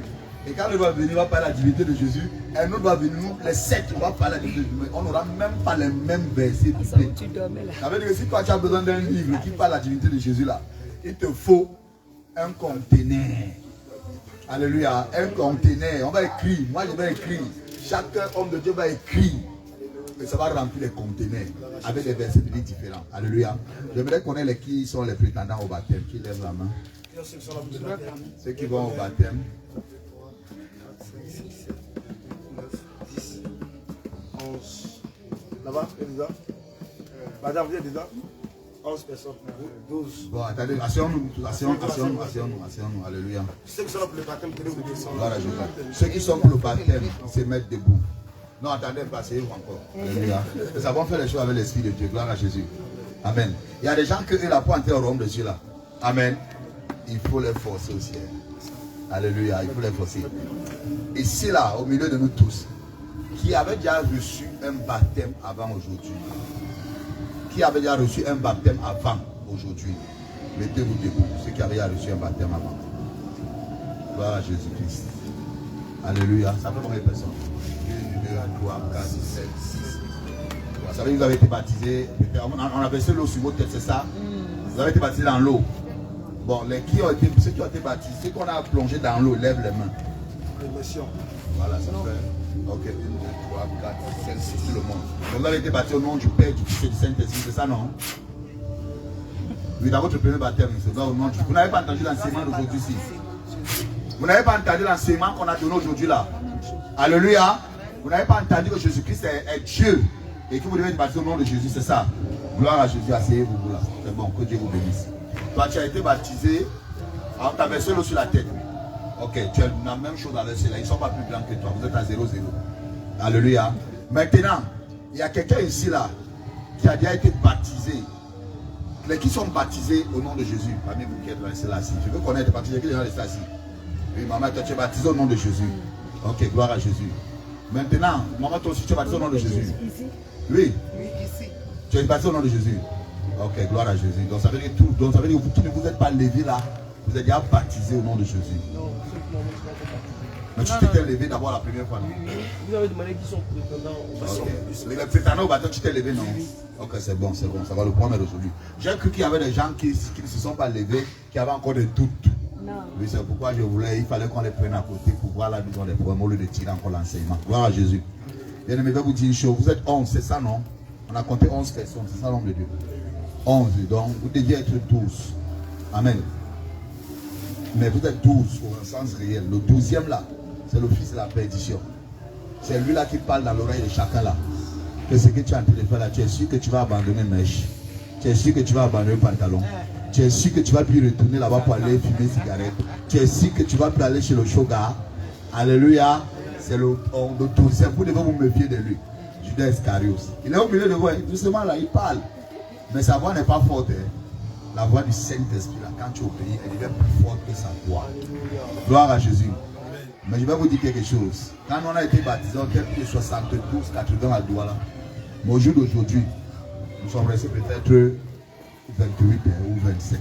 Nous sommes passés tous les autres. Le chemin étroit là est resserré. À force d'avancer là, quand il est arrivé, on a dit maintenant tu as levé, mais tu as fait tout dépouillement là. Il faut que ta relation là, ton petit ami là, que tu dois laisser là. Elle a dit, ah petit ami là, celui qui paye ma maison. Si je laisse là, il va vivre comment? Elle est restée là-bas. Mais quand tu as venu à l'église, l'autre lui il est parti, mais il vient à l'église, c'est qu'on est resté 28. Mais dans les 28 là, il y a ceux qui viennent là.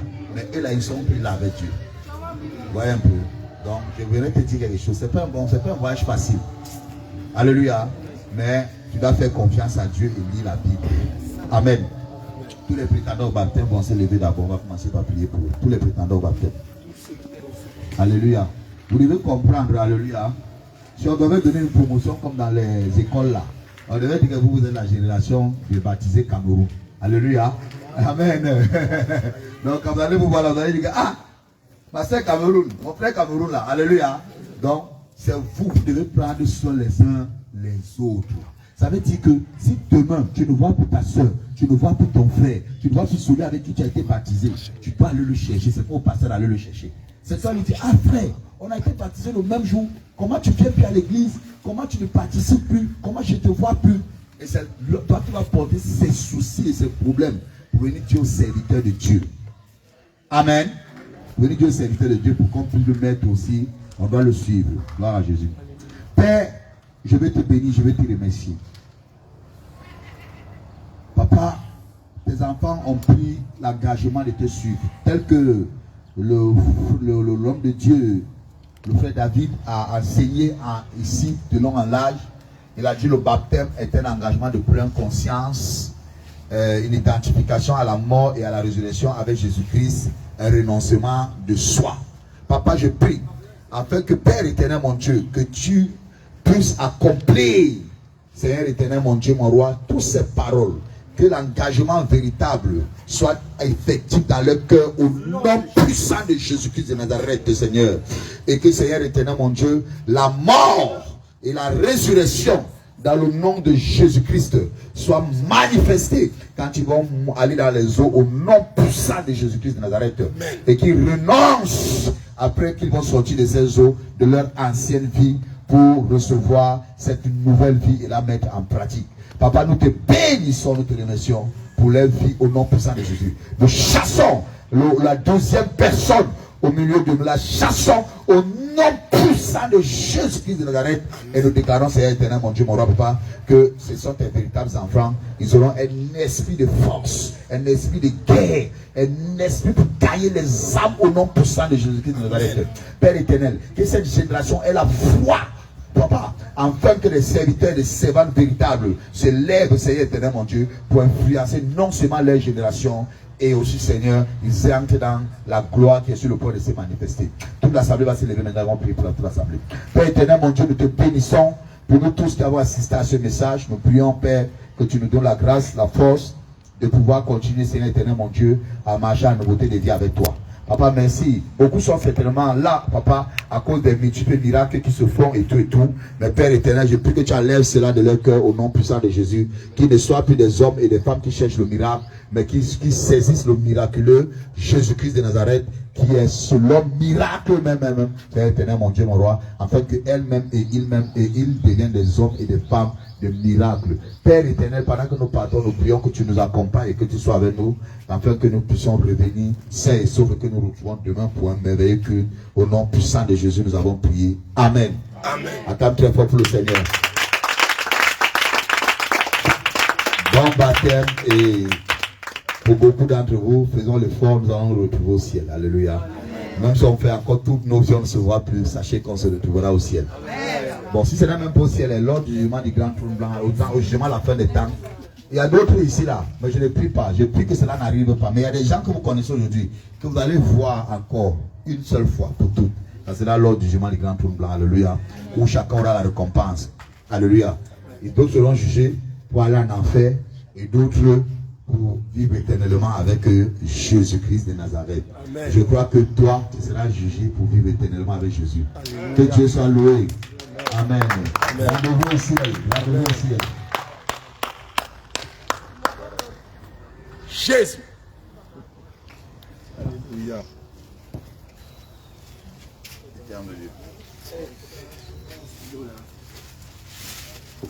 On le dit, du courage. Michel, c'est le Dieu. Voilà.